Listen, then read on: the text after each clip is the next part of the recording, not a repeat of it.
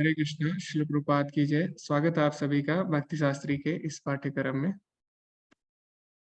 तो आज हम इकाई एक में 1 से लेकर 6 तक अध्याय आते हैं। उसके हम 7वें पाठ में पहुंच चुके हैं और आज हम अध्याय 4 भगवत गीता का आरंभ करने जा रहे हैं, जो कि बहुत ही महत्वपूर्ण अध्याय होगा। तो इससे पहले कि हम ये अध्याय आरंभ करें, पूर्व में हमने क्या-क्या सीखा पूर्व के पाठ में, उसकी हम चर्चा करेंगे। तो पिछले पाठ में यानी पिछले अध्याय में कर्म योग के बारे में हमने सीखा। तो कर्म योग में भगवान बताते हैं और उसमें भगवान ने बताया कि क्यों हमें कर्म करना चाहिए और क्यों विशेषकर अर्जुन को कर्म करना चाहिए। क्यों? क्योंकि अर्जुन एक श्रेष्ठ पुरुष है। अगर अर्जुन कर्म नहीं करेगा, अगर अर्जुन भगवान की आज्ञा का पालन नहीं करेगा, तो बाकी सभी लोग जो उसका अनुसरण करते हैं, वो भी इससे प्रभावित होंगे। क्योंकि अर्जुन कौन है? अर्जुन प्रभावशाली व्यक्ति है, इन्फ्लुएंशियल पर्सन है ना? तो इन्फ्लुएंशियल पर्सन जैसे-जैसे करते हैं, प्रभावशाली व्यक्ति जैसे-जैसे करते हैं, वैसे-वैसे बाकी लोग आचरण करते हैं। तो इसीलिए भगवान बोलते हैं, यद् यद् आचरति श्रेष्ठस् तत् तत् विप्रो जना। हे अर्जुन, क्योंकि तुम श्रेष्ठ पुरुष हो, इसलिए तुम अच्छा आचरण प्रस्तुत करो, तुम मेरे लिए कर्म करो, ताकि बाकी सभी लोग तुमसे प्रभावित हो सके। और फिर भगवान ने बताया कि क्यों भगवान स्वयं इस धराधाम पर आते हैं और स्वयं हमें शिक्षा देते हैं, ताकि हम उसका अनुसरण कर सकें। तो भगवान भी वर्णाश्रम धर्म का पालन करते हुए प्रतीत होते हैं, जबकि भगवान तीनों वर्ण और चारों वर्ण और चारों आश्रमों से परे हैं। फिर भी भगवान उनका पालन करते हैं ताकि हम सभी को शिक्षित कर सकें। उसके बाद हमने देखा कि भक्ति में किस प्रकार से वर्णाश्रम धर्म का उपयोग किया जा सकता है, क्यों भक्ति वर्णाश्रम धर्म से श्रेष्ठ है। उसके बाद अर्जुन ने चौथा कारण युद्ध करने का क्या दिया था कि इसकी पापी प्रतिक्रियाएँ आएँगी, अर्थात युद्ध करूँगा तो इससे मुझे पाप लगेगा। तो भगवान क्या बोलते हैं तीसरे अध्याय के 9वें श्लोक में, यज्ञार्थात् कर्मणोऽन्यत्र लोकोऽयं कर्मबन्धनः। अगर तुम मेरे लिए कर्म करोगे तो इससे कोई भी प्रतिक्रिया नहीं आएगी, क्योंकि भगवान के लिए कर्म पाप और पुण्य से ऊपर होता है। तो ये भगवान ने अर्जुन के कारण का और विस्तार से खंडन किया। उसके बाद हमने देखा कि भगवान ने जब अर्जुन को बताया कि भगवान स्वयं वर्णाश्रम धर्म का पालन करते हैं, वर्ण स्वयं भगवान आदर्श प्रस्तुत करते हैं, है ना? स्वयं भगवान क्रियाशील होते हैं, क्यों? ताकि हम सभी लोग उनसे सीख सकें। लेकिन अर्जुन ने बोला कि आप इतना कुछ होते हुए भी महान लोगों का अनुसरण लोग नहीं करते और लोग पाप कर्म की ओर बढ़ जाते हैं। इतने महान-महान लोग हैं, स्वयं भगवान भी हमें शिक्षा देने आते हैं, फिर भी हम उसका पालन नहीं कर पाते और हम पाप कर्म कर बैठते हैं। तो इसके पीछे क्या कारण है, ये अर्जुन ने भगवान से पूछा। अथ केन प्रयुक्तोऽयं पापं चरति पुरुषः। ऐसा क्यों होता है कि व्यक्ति पाप कर बैठता है ना? बलाद इव नियोजिता, ऐसा लगता है कि कोई बलपूर्वक उन्हें इसमें लगा रहा है। तो भगवान ने क्या बोला? काम एष क्रोध एषा रजो गुणः समुद्भवा महाशनो महापाप्मा महाशनो महापापम विधि एनम् इह वैरिणाम्। तो भगवान ने बोला कि जो ये काम है, ये हमारा नित्य शत्रु है, इसी के कारण हम गलत कार्य कर बैठते हैं। तो उसके ऊपर हमने चर्चा की थी कि क्यों काम वासना के कारण हम गलत कार्य कर देते हैं, किस प्रकार हमारी इच्छा काम में परिवर्तित हो जाती है और किस प्रकार हम उस इच्छा को भगवान की सेवा में भी लगा सकते हैं। तो इस प्रकार हमने इस पे विस्तार से चर्चा की थी और ग्रुप में डिस्कशन भी किया था। तो इसी के साथ हम आगे बढ़ेंगे चौथे अध्याय की तरफ। तो भगवद गीता का जो चौथा अध्याय है बहुत ही महत्वपूर्ण है। क्यों? क्योंकि इसमें भगवान हमें बताएँगे दिव्य ज्ञान के बारे में। तो इस अध्याय का नाम है ज्ञान योग। तो सबसे पहले भगवान भगवद गीता के दिव्य ज्ञान के इतिहास के बारे में बताएँगे।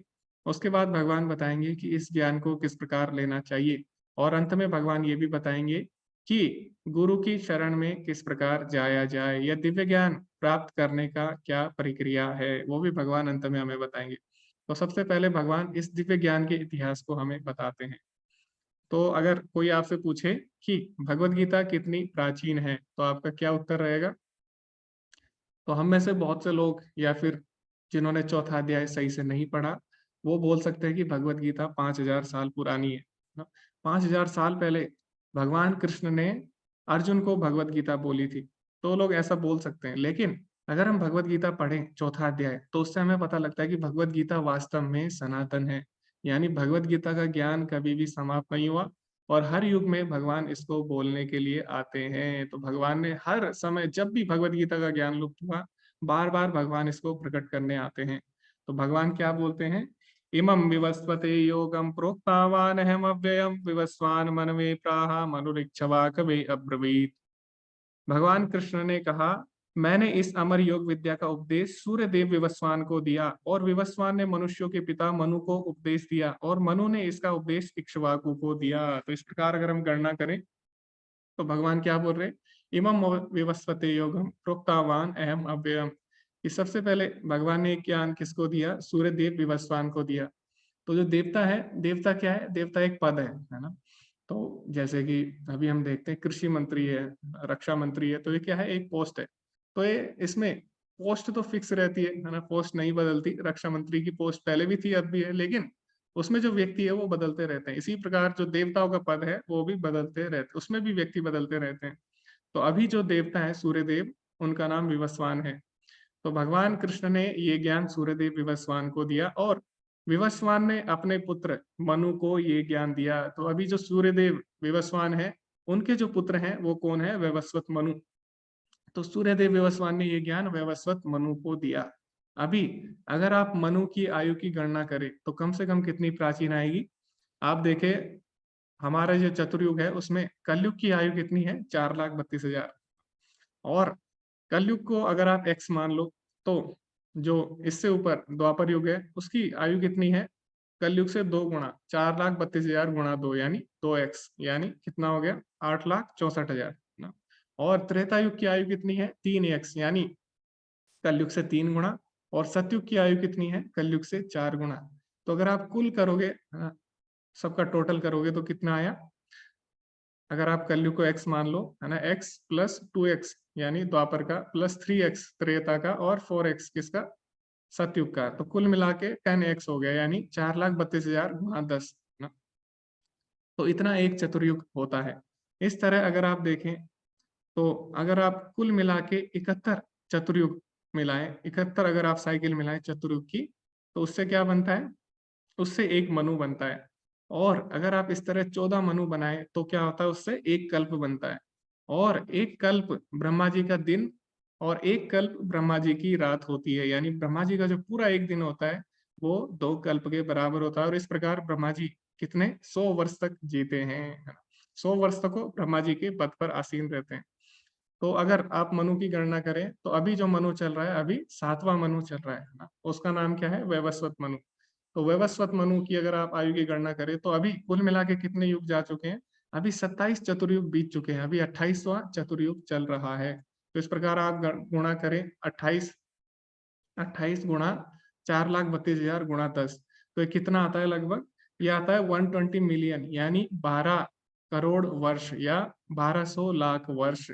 तो कम से कम भगवत गीता मनु के समय अगर थी तो कम से कम भगवत गीता का ज्ञान कितना प्राचीन है, 12 करोड़ वर्ष प्राचीन है। तो अगर कोई अभी आपसे पूछे कि भगवत गीता कितनी प्राचीन है, तो आप बोल सकते हैं कम से कम 12 करोड़ वर्ष पुरानी है। वैसे भगवत गीता हमेशा से रही है, लेकिन कम से कम 12 करोड़ वर्ष प्राचीन है। ठीक है। और श्रीमद् भागवतम से हमें पता लगता है कि भगवान ने जो दिव्य ज्ञान है वो ब्रह्मा जी को दिया था जब सृष्टि हुई थी। तो उसमें बोलते हैं श्रीमद् भागवतम का, अगर आप पहला श्लोक पढ़ेंगे तो उसमें क्या है, तेने ब्रह्म हृदय आदि कवये मुह्यंति यत् सूर्य। कि भगवान जिनके द्वारा देवी देवता भी मोहित हो जाते हैं, मुह्यंति यत् सूर्य, उन्होंने क्या किया, तेने ब्रह्म हृदय, उन्होंने ब्रह्मा जी के हृदय में ये दिव्य ज्ञान प्रकाशित किया। तो भगवत गीता का ज्ञान हमेशा से, जब से सृष्टि हुई है ना, सृष्टि से पहले से है। और ब्रह्मा जी को ये ज्ञान भी दिया गया, लेकिन अभी भगवान बता रहे कि 12 करोड़ वर्ष पहले ये ज्ञान सूर्यदेव विवस्वान को दिया गया। और सूर्यदेव विवस्वान ने ये ज्ञान मनु को दिया, तो कम से कम ये ज्ञान 12 करोड़ वर्ष प्राचीन है। फिर मनु ने ये ज्ञान किसको दिया, इक्ष्वाकु को दिया। अभी इक्ष्वाकु कौन है, इक्ष्वाकु सूर्यवंशी राजा है ना, जिसके कुल में भगवान श्री राम का प्राकट्य हुआ था, उन्होंने जन्म लिया था उस कुल में। तो अगर आप देखें इक्ष्वाकु किस युग के हैं, इक्ष्वाकु त्रेता युग के हैं। और अगर आप त्रेता युग की गणना करें तो इक्ष्वाकु को कम से कम कब ये ज्ञान दिया गया, अभी कलयुग कितना है, 4,32,000 है ना। तो आप 4 लाख मान लीजिए है ना, रफ, अगर आप वैसा मानना चाहते हैं मोटा मोटा 4 लाख आप मान सकते हैं। अभी जो द्वापर युग है इससे 2 गुना है, 8 लाख है ना। और जो त्रेता युग है इससे 3 गुना है, यानी 12 लाख। तो अभी कलयुग प्रारंभ हुआ है, अभी कलयुग पूरा समाप्त नहीं हुआ। तो आप द्वापर युग अगर जोड़ें और त्रेता युग अगर जोड़ें तो कितना हो गया, 12 और 8 20 लाख, है ना। तो त्रेता युग के प्रारंभ में यानी कम से कम 20 लाख वर्ष पूर्व ये ज्ञान किसको दिया गया, ये ज्ञान इक्ष्वाकु को दिया गया। तो 12 करोड़ साल पहले सूर्य देव को, और 20 लाख साल पहले ये ज्ञान विवस्वान ने किसको दिया, मनु को। मनु से ये ज्ञान इक्ष्वाकु को आया, है ना। और वही ज्ञान दोबारा अभी द्वापर युग के अंत में और कलयुग के प्रारंभ में किसको मिला, अर्जुन को मिला। ठीक है। तो इसमें भगवान बताते हैं कि भगवत गीता का ज्ञान वास्तव में सनातन रहा है। तो कभी कई लोग प्रश्न भी करते हैं कि भगवत गीता अगर इतनी श्रेष्ठ है तो फिर ये ज्ञान पहले कहाँ था, है ना। तो लोग बोलते हैं भगवत गीता अगर इतनी महत्वपूर्ण है तो ये हमेशा से ये ज्ञान होना चाहिए। तो हमेशा से ये ज्ञान है वास्तव में, अगर हम चौथे अध्याय का पहला श्लोक पढ़े। और भगवान ने ये ज्ञान सूर्यदेव विवस्वान को दिया, क्यों? क्योंकि सूर्य सभी ग्रहों के राजा है। जैसे कि हमें ब्रह्म संहिता से भी पता लगता है, उसमें क्या लिखा है, यच्चक्षुरेश सविता सकल ग्रहाणाम राजा समस्त सुरमूर्तिर अशेष तेजा। ये जो सूर्य देव है वो क्या है, राजा समस्त सुरमूर्तिर अशेष तेजा। अशेष तेजा यानी उनका तेज कभी भी समाप्त नहीं होता, वो सभी ग्रहों के राजा है। लेकिन वो किसकी आज्ञा पर कार्य करते हैं, यस्य आज्ञा भ्रमति संभ्रमत काल चक्रो गोविंदम आदि पुरुषम तमहम भजामि। तो भगवान बोलते हैं उन सूर्य देव को मैं प्रणाम, ब्रह्मा जी बोलते हैं उन सूर्य देव को मैं प्रणाम करता हूँ जो कि भगवान की आज्ञा के कारण ऐसा करते हैं। क्या करते हैं, वो सभी ग्रहों के राजा हैं और सभी ग्रहों को मार्ग प्रदर्शित करते हैं, है ना। सभी ग्रहों का पालन पोषण करते हैं। तो सूर्य देव जो है भगवान के भक्त हैं और उनकी आज्ञा से वो कार्य करते हैं। तो इसीलिए क्योंकि वो भगवान के भक्त हैं और वो सभी ग्रहों के राजा है, तो भगवान ने क्या किया, विशेषकर उन्हें ये ज्ञान दिया। अभी आगे भी हम इस पर चर्चा करेंगे कि ऐसा भगवान ने क्यों किया, क्यों सूर्यदेव को ज्ञान दिया, है ना। उससे पहले हम अगले श्लोक में बढ़ते हैं।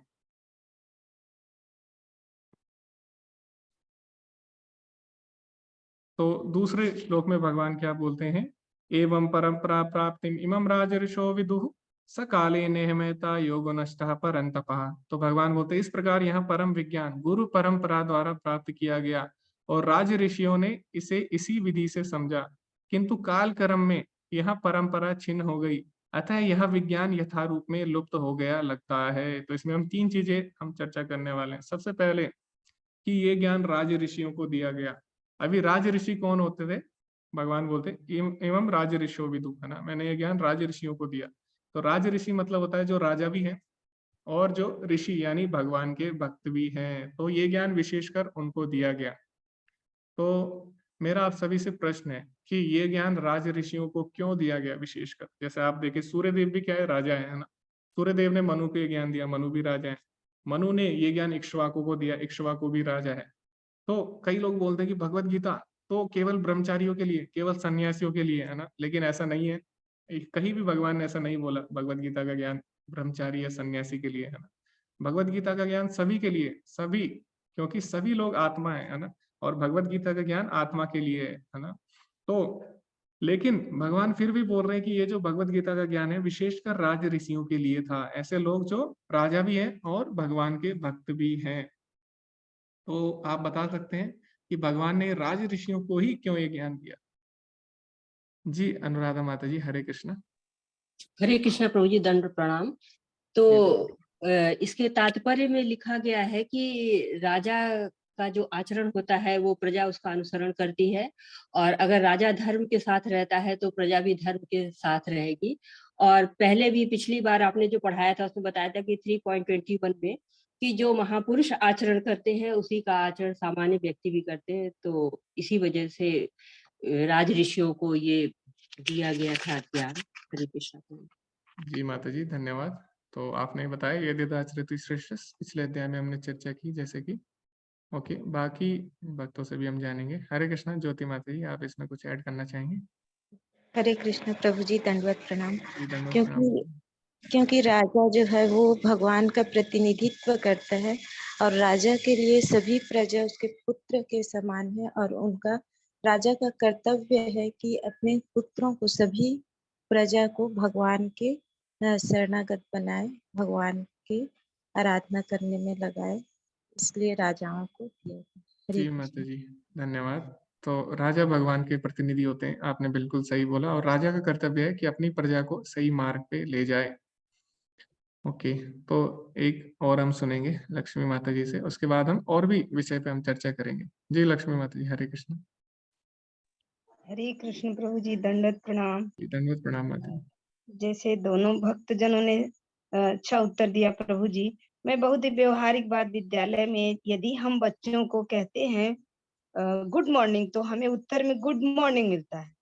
और यदि बच्चा हमें प्रणाम बोलता है तो हम आशीर्वाद देते हैं। तो ये परंपरा यदि प्रधानाध्यापक शुरू करेगा, हरे कृष्ण बच्चों, हरे कृष्ण, तो बच्चे भी बोलेंगे हरे कृष्ण मैडम जी, हरे कृष्ण। तो भगवान का नाम आया। और अभी मोदी जी हमारे प्रधानमंत्री हैं और वो दीपदान या गंगा सेवा ऐसा कर रहे हैं, तो आम जनता उनका अनुकरण कर रही है।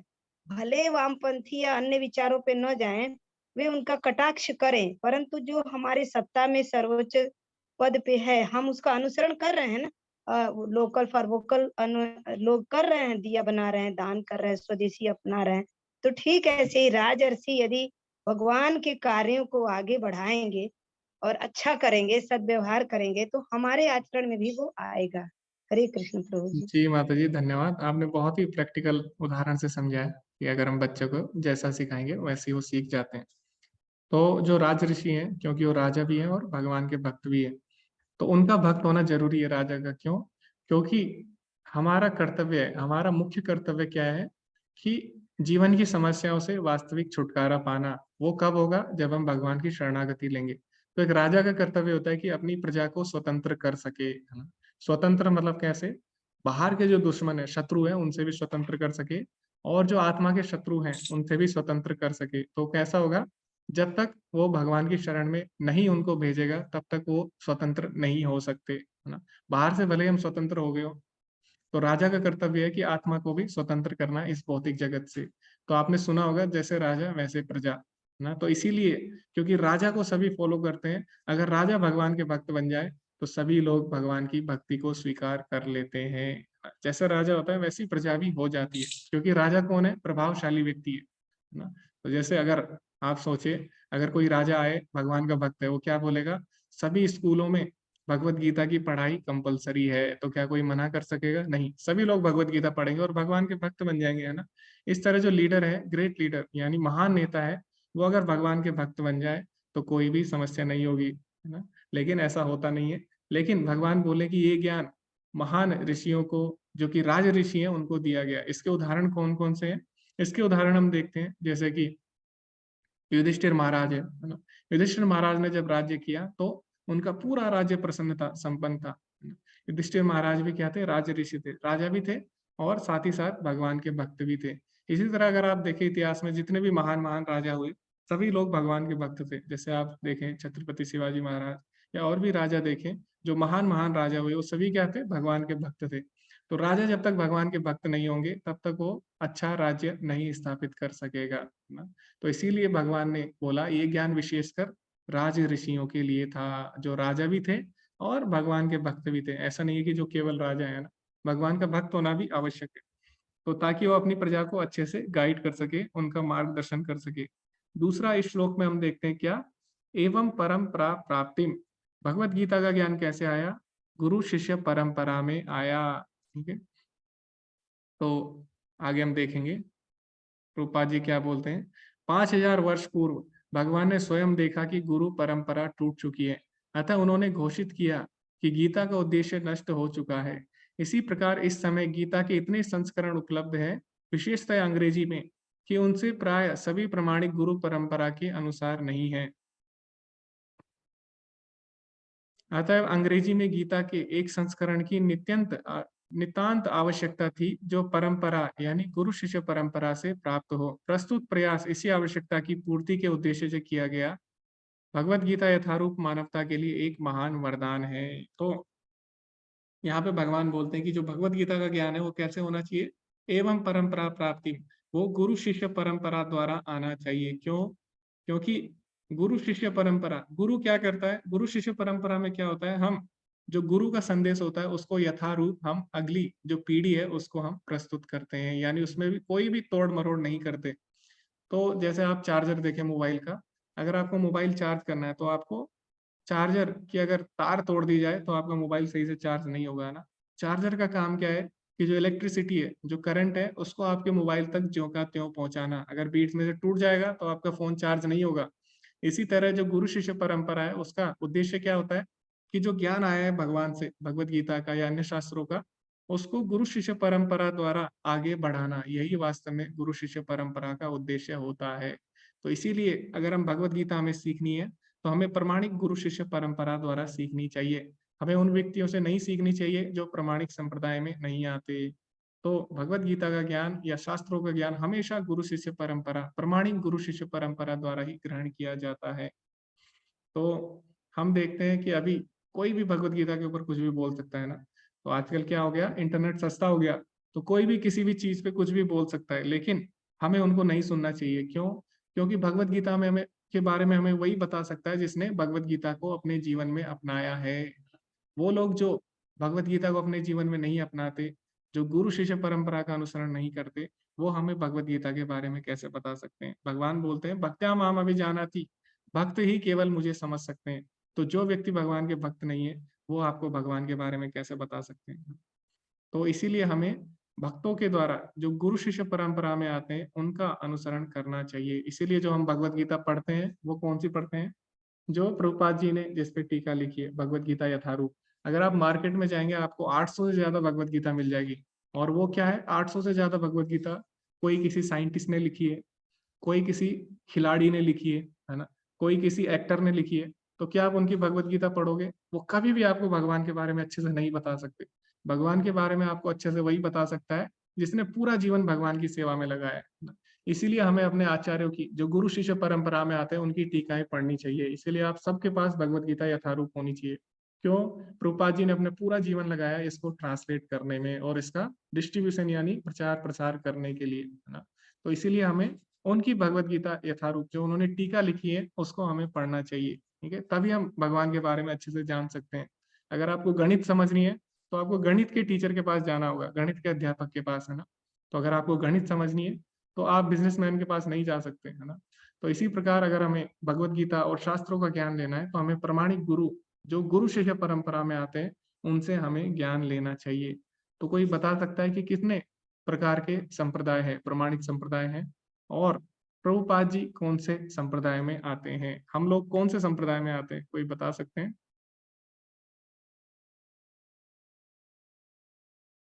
तो 18 डेज जब हमने कोर्स किया था उसमें भी हमने चर्चा की थी, 4 प्रमाणिक संप्रदाय हैं। वो कौन कौन से हैं? जी हरे कृष्णा, कुंदन प्रभु जी। ये प्रभु जी ब्रह्म संप्रदाय में आते हैं। ओके जी। तो 4 संप्रदाय हैं कलयुग में। ठीक है, तो पद्म पुराण के अनुसार कलयुग में 4 संप्रदाय होंगे।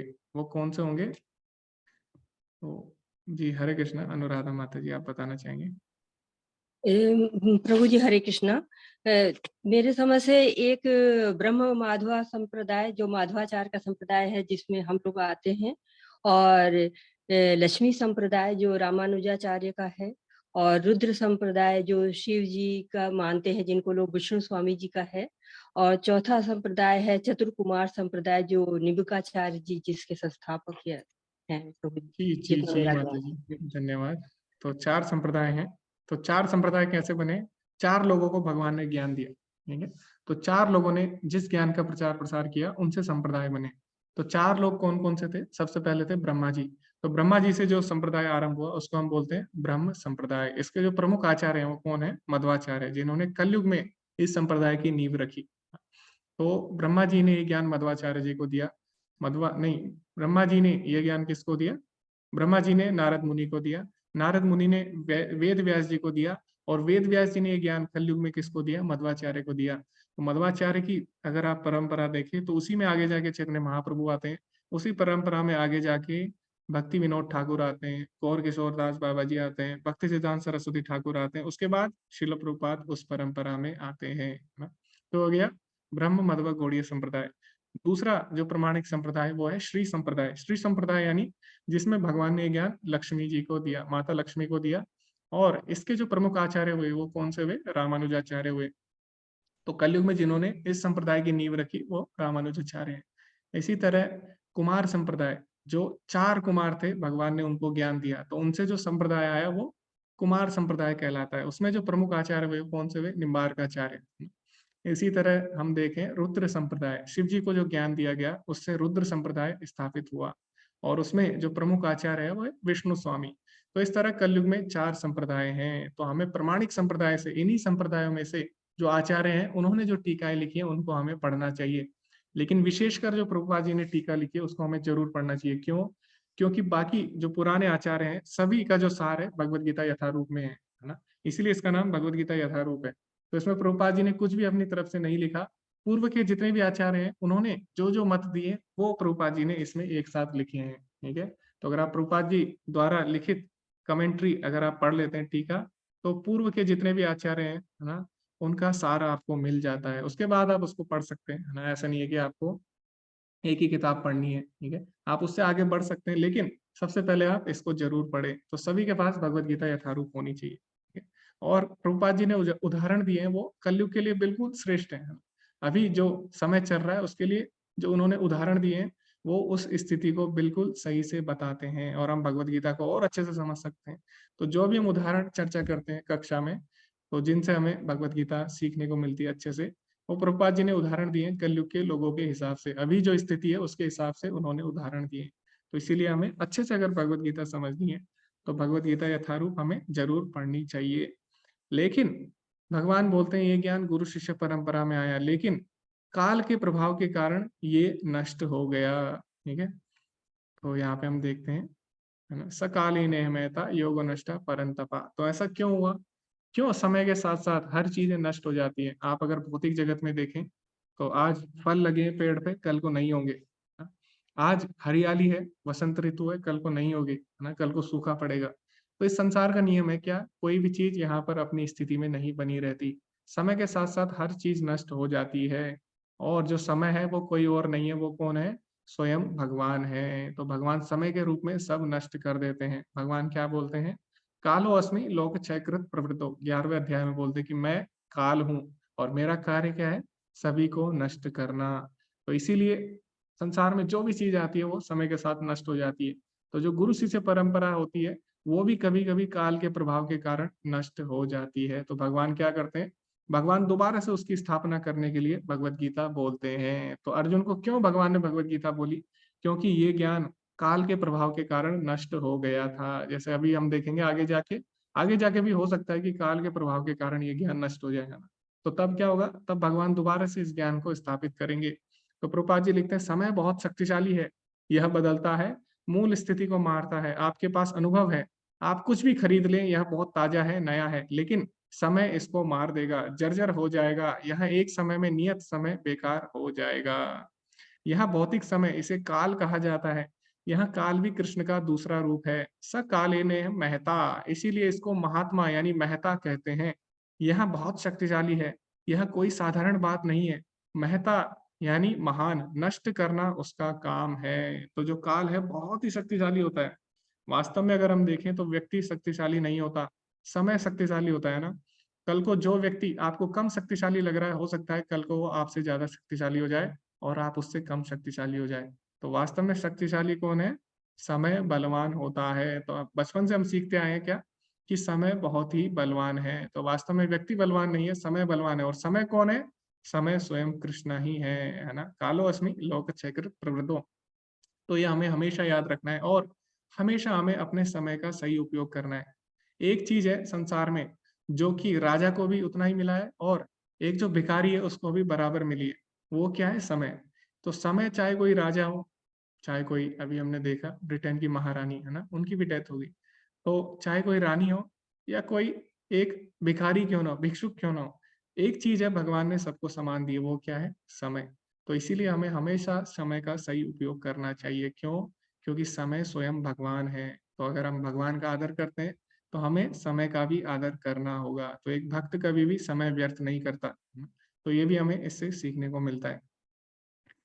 तो इस प्रकार हम आगे बढ़ते हैं तीसरे श्लोक की तरफ। तो आगे जब भगवान बताते हैं कि मैंने किस प्रकार ये ज्ञान सूर्यदेव विवस्वान को दिया, इस प्रकार भगवान अर्जुन को बताते हैं। तो अर्जुन आगे जाके क्या बोलता है कि हे भगवान, आपने ये ज्ञान सूर्यदेव को कैसे दे दिया? क्यों? क्योंकि आप तो मेरे साथ हैं, आप तो मेरे सखा हैं, आपका जन्म तो मेरे समय में ही हुआ, यानी जब मैं इस पृथ्वी पर हूँ तो तभी आपका जन्म हुआ, लेकिन आपने ये ज्ञान सूर्यदेव विवस्वान को कैसे दे दिया? तो अर्जुन क्या बोल रहा है? अर्जुन यहाँ पे भगवान पे प्रश्न उठा रहा है। तो अर्जुन बोल रहा है, जैसे कि हम देखते हैं आजकल कई लोग हैं तो क्या करते हैं, वो भी भगवान पे प्रश्न उठाते हैं ना, कि भगवान तो महाभारत समय में हुए।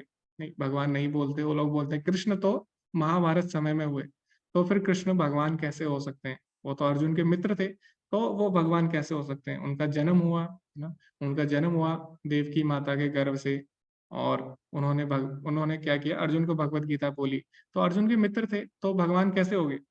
तो यही बात अर्जुन भी भगवान से पूछ रहा है कि आप ने ये ज्ञान सूर्यदेव विवस्वान को कैसे दिया? आप तो मेरे मित्र हैं। तो मेरा आप सभी से प्रश्न है कि अर्जुन ऐसा प्रश्न क्यों पूछ रहा है जैसे नास्तिक लोग पूछते हैं, है ना? क्या अर्जुन भगवान का भक्त नहीं है, या वो भगवान को भगवान नहीं मानता? क्यों अर्जुन ऐसा प्रश्न भगवान से पूछ रहा है कि आप तो मेरे मित्र हो, आप तो मेरे साथ क्यों, आपने ज्ञान सूर्यदेव को कैसे दिया इतने साल पहले? जी हरे कृष्णा। नम्रता माता जी। हरे कृष्णा प्रभु जी, दंडवत प्रणाम। जी धन्यवाद। अब अर्जुन कृष्ण भगवान से ये प्रश्न इसलिए पूछ रहे हैं क्योंकि हम जैसे लोगों के लिए पूछ रहे हैं कि उन्हें तो पता है भगवान कृष्ण जी भगवान है, लेकिन जो हम जैसे लोग हैं और उनको ये ज्ञान बताने के लिए कि कृष्ण भगवान है और वो हमेशा ही रहे हैं, इसलिए ये पूछ रहे हैं। हरे कृष्णा जी माता जी धन्यवाद। प्रभु जी। जी माता जी धन्यवाद, आपने सही उत्तर दिया कि हाँ, हमको मार्गदर्शन करने के लिए अर्जुन ने ऐसा प्रश्न पूछा। जी हरे कृष्णा। नीतू माता जी, आप कुछ बोलना चाहेंगे इस पे? जी हरे कृष्णा प्रभु जी, दंडवत प्रणाम। माता जी आपकी आवाज नहीं आ रही। हरे कृष्ण। हरे कृष्णा प्रभु जी, दंडवत प्रणाम। जी धन्यवाद आवाज आ प्रणाम रही है माता प्रभु जी। जी? जी माता जी बहुत कम आ रही है आपकी आवाज। अच्छा, अब आ रही प्रभु जी? जी माता जी अभी ठीक है।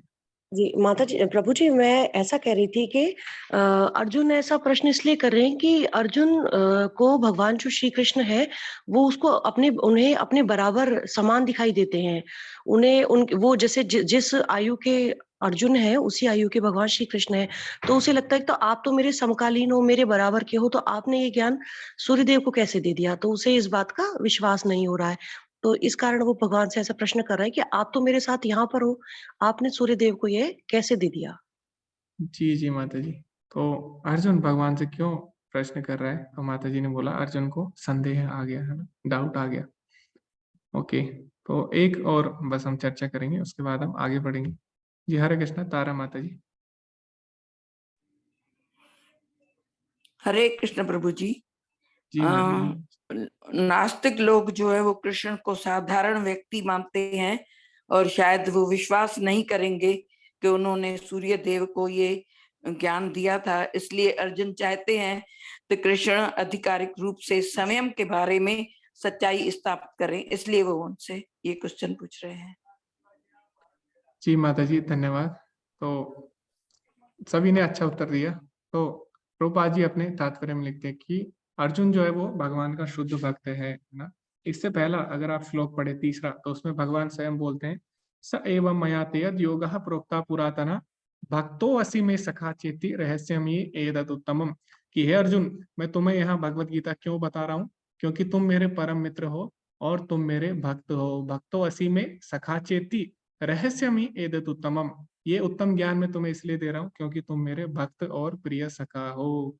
तो अर्जुन तो भगवान का भक्त है, उसे कोई भी संदेह नहीं है कि भगवान कृष्ण भगवान है ना, उसे कोई भी संदेह नहीं है। लेकिन वो ऐसा प्रश्न क्यों कर रहा है? ताकि कलयुग में उसे पता है कि आगे जाके लोग भगवान पे प्रश्न उठाएंगे, तो भगवान ही अगर इसका उत्तर दें तो इससे बड़ा प्रमाण कोई नहीं होगा, है ना। परम प्रमाण कौन है? भगवान स्वयं है। तो भगवान इसमें क्या बोलते हैं उसको हम देखेंगे।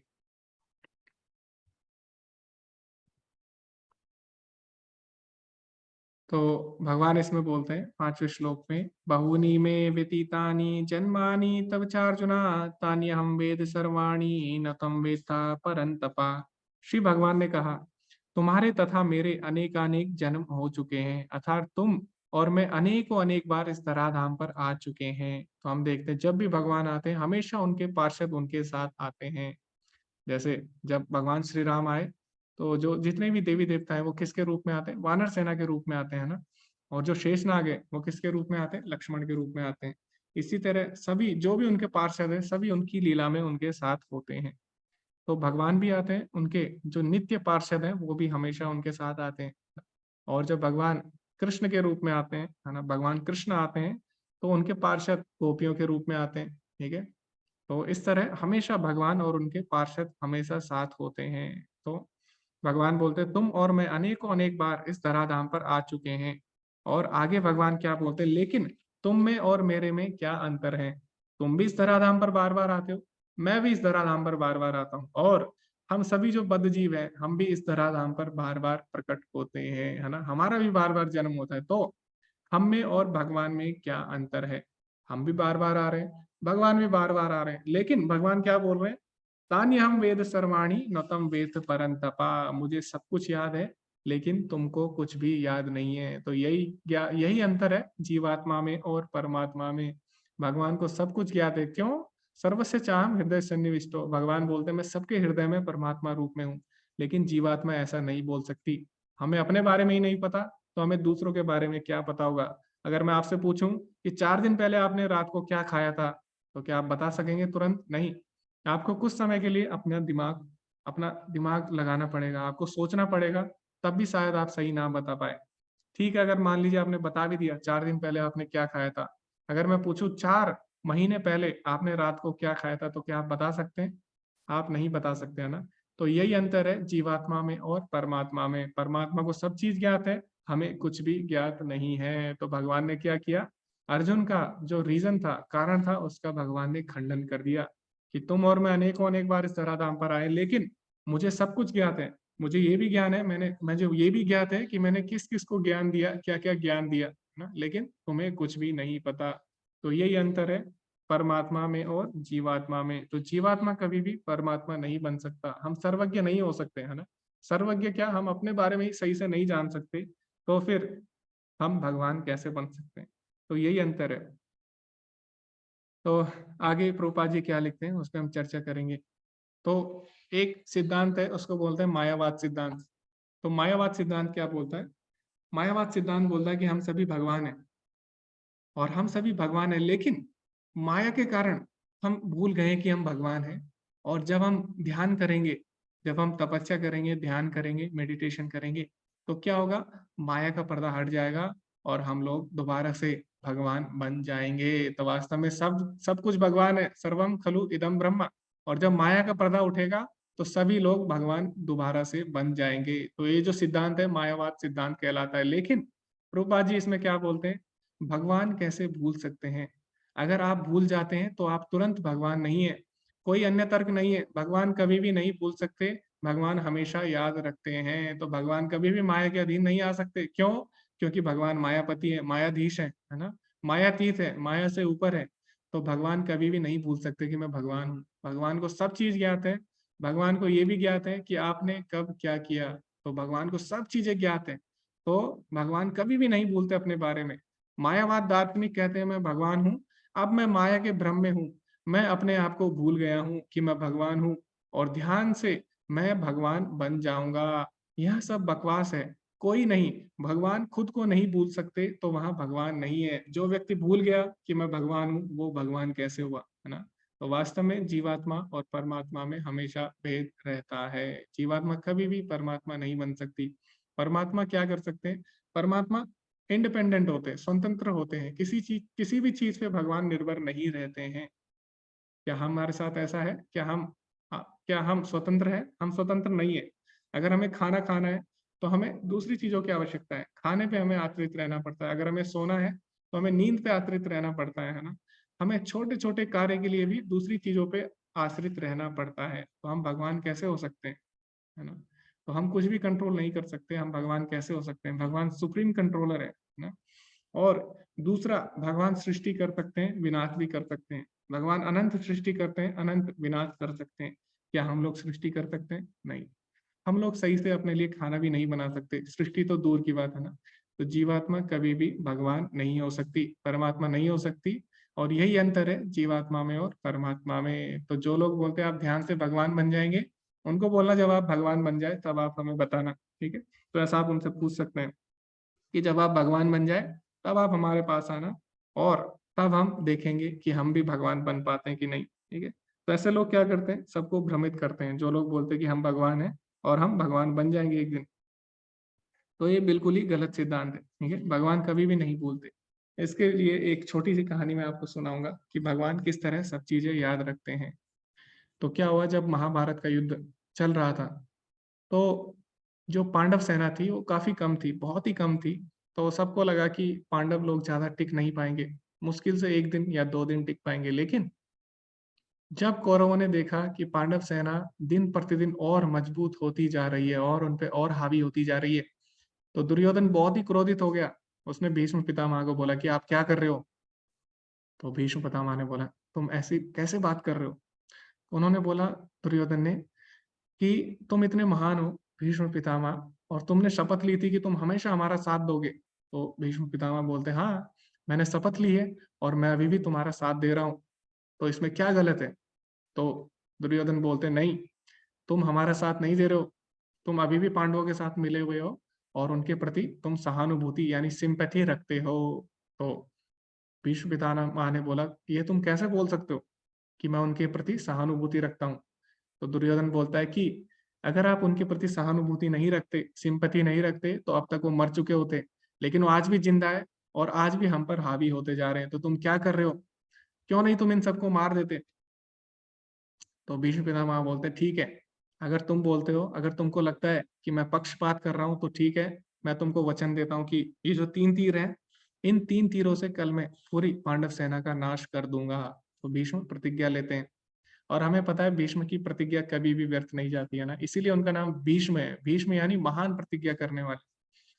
तो जब इतना सब कुछ हो जाता है, और जो भीष्म पितामह है वो 3 बाण निकालते हैं, और तीनों बाणों को वो क्या कर देते हैं, उनको रख देते हैं कि कल मैं इनसे पूरी पांडव सेना का नाश कर दूंगा। तो अभी क्या होता है, भगवान श्री कृष्ण जो कि परमात्मा रूप में सबके हृदय में रहते हैं, अभी उनको पता लग जाता है ये बात, है ना। तो यही अंतर है परमात्मा में और जीवात्मा में। तो परमात्मा को सब चीजें पता लग जाती है। तो वो अर्जुन से पूछते हैं, अर्जुन से बात करते हैं कि अर्जुन, तुम्हें याद है एक बार तुमने बचपन में दुर्योधन की जान बचाई थी, जान की रक्षा की थी, प्राण की रक्षा की थी, और उस समय दुर्योधन ने तुमको एक वचन देने के लिए बोला था। तो दुर्योधन ने ये सब किया। अर्जुन हैरान रह जाता है कि भगवान को ये बात कैसे पता, ये तो केवल मुझे और दुर्योधन को ही पता है। तो हमें समझना होगा कृष्ण कोई साधारण व्यक्ति नहीं है, वो परमात्मा, उन्हें सब चीज ज्ञात है ना। तो अहम तो अहम वेद सर्वाणी न तम वेद परंतपा। तो भगवान बोलते हैं मुझे सब कुछ ज्ञात है, लेकिन तुम्हें कुछ भी ज्ञात नहीं है ना। तो इस प्रकार भगवान अर्जुन से बोलते हैं कि तुम क्या करो, अभी वो समय आ गया है, तुम जाओ और दुर्योधन के पास जाओ और उससे बोलो कि जो 3 तीर हैं, जो कि भीष्म पितामह ने जो भीष्म पितामह ने हमारे लिए रखे हैं, वो 3 तीर तुम मुझे वापस कर दो। तो अर्जुन जाते हैं और दुर्योधन के पास जाते हैं, उसको याद दिलाते हैं कि उसने बचपन में उन्हें वचन दिया था, और इस प्रकार दुर्योधन हताश होकर वो 3 तीर उन्हें वापस लौटा देता है। इस प्रकार भगवान अपने भक्त की रक्षा कर देते हैं, और भीष्म भी उनके भक्त हैं तो उनकी भी लाज रख देते हैं ना। तो इस तरह हम देखते हैं कि भगवान परमात्मा है, वो सबके बारे में जानते हैं। जो चीजें अर्जुन को भी नहीं पता थी, अर्जुन भी भूल गया था, वो चीज भगवान को याद थी, है ना। तो इस तरह हम देखते हैं, और भगवान को ये भी याद था कि भीष्म ने क्या बोला, दुर्योधन के बीच और भीष्म के बीच क्या बात हुई, क्यों, क्योंकि भगवान परमात्मा है, ठीक है। तो यही अंतर है जीवात्मा में और परमात्मा में। तो जीवात्मा कभी भी परमात्मा नहीं बन सकती, ठीक है। तो कई लोगों को लगता है कि हम ध्यान करने से भगवान बन जाएंगे। तो क्या भगवान कृष्ण ने ध्यान किया था? भगवान कृष्ण ने 3 दिन के अंदर पूतना का वध कर दिया, है ना। तो वो पहले से ही भगवान है, ठीक है। जो पहले से ही भगवान है उसको ध्यान करने की आवश्यकता नहीं रहती भगवान बनने के लिए, ठीक है? तो हमें समझना होगा। तो आगे फिर भगवान बताते हैं कि क्यों वो बार बार इस धराधाम पर आते हैं। ठीक है, भगवान ने ये बता दिया कि मेरे में और जीवात्मा में अंतर है, लेकिन फिर भी मैं इस धराधाम पर आता हूँ, जीवात्मा भी बार बार इस धराधाम पर आती है। तो हम में और भगवान में अंतर है, ये हमें पता लग गया। फिर भी भगवान क्यों बार बार इस धराधाम पर आते हैं, उसकी चर्चा हम आगे करेंगे। तो आगे जो श्लोक है वो हमें बताते हैं कि भगवान किस प्रकार हमसे अलग हैं, क्यों भगवान बार बार हमारे बीच में जन्म ग्रहण करते हैं, क्यों भगवान बार बार प्रकट होते हैं, उसके बारे में हम चर्चा करेंगे। तो अभी हम 3 ग्रुप बनाएंगे। तो सबसे पहला जो ग्रुप होगा वो छठा और 7वां श्लोक, छठा श्लोक पढ़ेगा, और जो दूसरा ग्रुप होगा वो 7वां 8वां, और जो तीसरा ग्रुप होगा वो 9वां श्लोक पढ़ेगा तात्पर्य के साथ। तो आपके पास भगवत गीता यथारूप होनी चाहिए, उससे आप तात्पर्य पढ़िए। अगर आपके पास नहीं है तो आपके ग्रुप में किसी न किसी के पास होगी। आपको क्या करना है, उस तात्पर्य को पढ़ना है और उससे जो महत्वपूर्ण बिंदु है उनको साझा करना है, उनको शेयर करना है। तो ग्रुप 1 श्लोका 6, ग्रुप 2 श्लोक 7 और 8, है ना, और ग्रुप 3 श्लोक संख्या 9। इस पे चर्चा करनी है आपको, महत्वपूर्ण बिंदु निकालने की, क्यों भगवान हमसे अलग है और क्यों भगवान बार बार इस धराधाम पर आते हैं, तो उसकी आपको चर्चा करनी है। तो ब्रेकआउट रूम्स मैं बनाता हूँ, और अभी समय कितना हुआ है, 6:48 हुए। तो लगभग हम 7 बजे मिलेंगे वापस से और इस पे चर्चा करेंगे। तो आप सभी लोग ग्रुप ज्वाइन कर सकते हैं, और ग्रुप में मैं डाल दूंगा कि आपको कौन कौन से श्लोक करने, ताकि आपको दोबारा से रिमाइंड हो सके।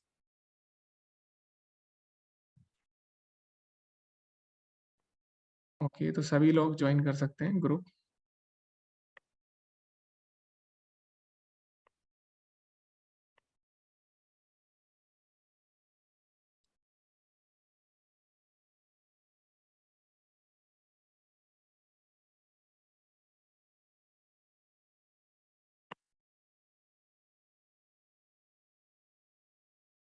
जी, हरे कृष्णा, शुक्रिया माता जी। हरे कृष्णा प्रभु जी, दंडवत प्रणाम। प्रभु जी, भगवान जो यहाँ पे जो अवतरण करते हैं धराधाम में, तो उनका 3 कारण होते हैं। भगवान अब जो जितने सारे आत्मा है वो क्या है, कालक्रम से वो भूल जाते हैं, उनको तो कुछ याद नहीं रहता, तो वो भूल जाते हैं कि उनका भगवान के साथ संपर्क क्या है। तो उसको बताने के लिए भगवान अवतरण करते हैं, अधर्म को नाश करने के लिए भगवान अवतरण करते हैं। और जैसे हमारा जो यहाँ पे जो श्लोक था, इसी हमारा 9 नंबर श्लोक था, इसी श्लोक में कहा गया है कि जो निर्विशेषवादी जो हैं वो लोग क्या करते हैं, ब्रह्म ज्योति में लीन होने के लिए कोशिश करते हैं, लेकिन उनको भगवत प्राप्ति नहीं होती है, वो बार बार फिर से उनको लौट आना पड़ता है ये भौतिक संसार में। लेकिन जो भक्त जो होते हैं वो उनको भगवत धाम की प्राप्ति होती है। क्यों? क्योंकि वो भगवान की जो दिव्य प्रकृति है और उनकी कार्यकलाप को समझते हैं। तो ये सबसे ज्यादा यही इम्पोर्टेंट है कि भगवान को समझना, भगवान को जानना। इसी से ही जो आत्मा है, जो मनुष्य जो है, ये जन्म मृत्यु के चक्र से उद्धार पा सकते हैं। तो भगवान को जानने के लिए हमारा तो इतना ज्ञान नहीं है, तो यही भगवान क्या करते हैं, बार बार यही धराधाम पे आते हैं और अपनी लीला के माध्यम से जीव को आकर्षित करते हैं। क्योंकि भगवान की जो लीला जो होती है वो बहुत आकर्षित होती है। जो हम भागवतम पढ़ते हैं तो हमें लगता है कि भागवतम एक बार पढ़ने के बाद फिर जैसे, और ये माया जो है हमें और आकर्षित नहीं कर सकती है, ये भागवतम की महिमा में भी कहा गया है। तो भगवान अपने लीला के माध्यम से ही सबको आकर्षित करते हैं, और जीव जो है ये इस माया के वशवर्ती और नहीं हो सकते हैं। तो भगवान के संतान है, सारे जो जीव हैं भगवान की संतान है। भगवान नहीं चाहते हैं कि ये जीव यहाँ पे कष्ट पाए, और इससे मुक्ति पाने के लिए ही भगवान यहाँ पे आते हैं, ताकि सारे जीव को अपने साथ वो गोलोक धाम ले जा सके। हरे कृष्ण प्रभु जी। माता जी, धन्यवाद। तो भगवान के और आने में और हमारे आने में क्या अंतर है, ये माता जी ने अच्छी तरह आपको समझाया। आपके ग्रुप ने बहुत ही अच्छी तरह आपने सभी बिंदु रखे। तो और विस्तार से हम इस पर चर्चा करेंगे। इसमें जो 9वां श्लोक है आपके ग्रुप के जो दिया गया था, उसमें भगवान बोलते हैं क्या, जन्म कर्म च मे दिव्यम, कि मेरे जन्म और कर्म दोनों ही दिव्य हैं। तो हमें ये बात समझनी होगी कि भगवान का जन्म और भगवान के कर्म दोनों ही दिव्य हैं, यानी वो भौतिक चीजों से कलमश नहीं होते, है ना, भौतिक चीजों से दूषित नहीं होते। तो भगवान का जन्म और हमारे जन्म में बहुत अंतर है। क्यों? भगवान जब जन्म लेते हैं तो वो अपने माता पिता का चुनाव कर सकते हैं, है ना। क्या हम अपने माता पिता का चुनाव कर सकते हैं? भगवान अपने कौन से रूप में आना है ना, वराह देव के रूप में आना है, नरसिंह के रूप में आना है, कौन से रूप में भगवान अवतरित होना चाहते हैं, वो भगवान चुन सकते हैं। क्या आप चुन सकते हैं अपना शरीर? नहीं चुन सकते, है ना। तो हम अपना ना शरीर चुन सकते हैं, ना अपना स्थान चुन सकते हैं, ना अपने माता पिता चुन सकते हैं, लेकिन भगवान सब चीज चुन के इस भौतिक जगत पर प्रकट होते हैं।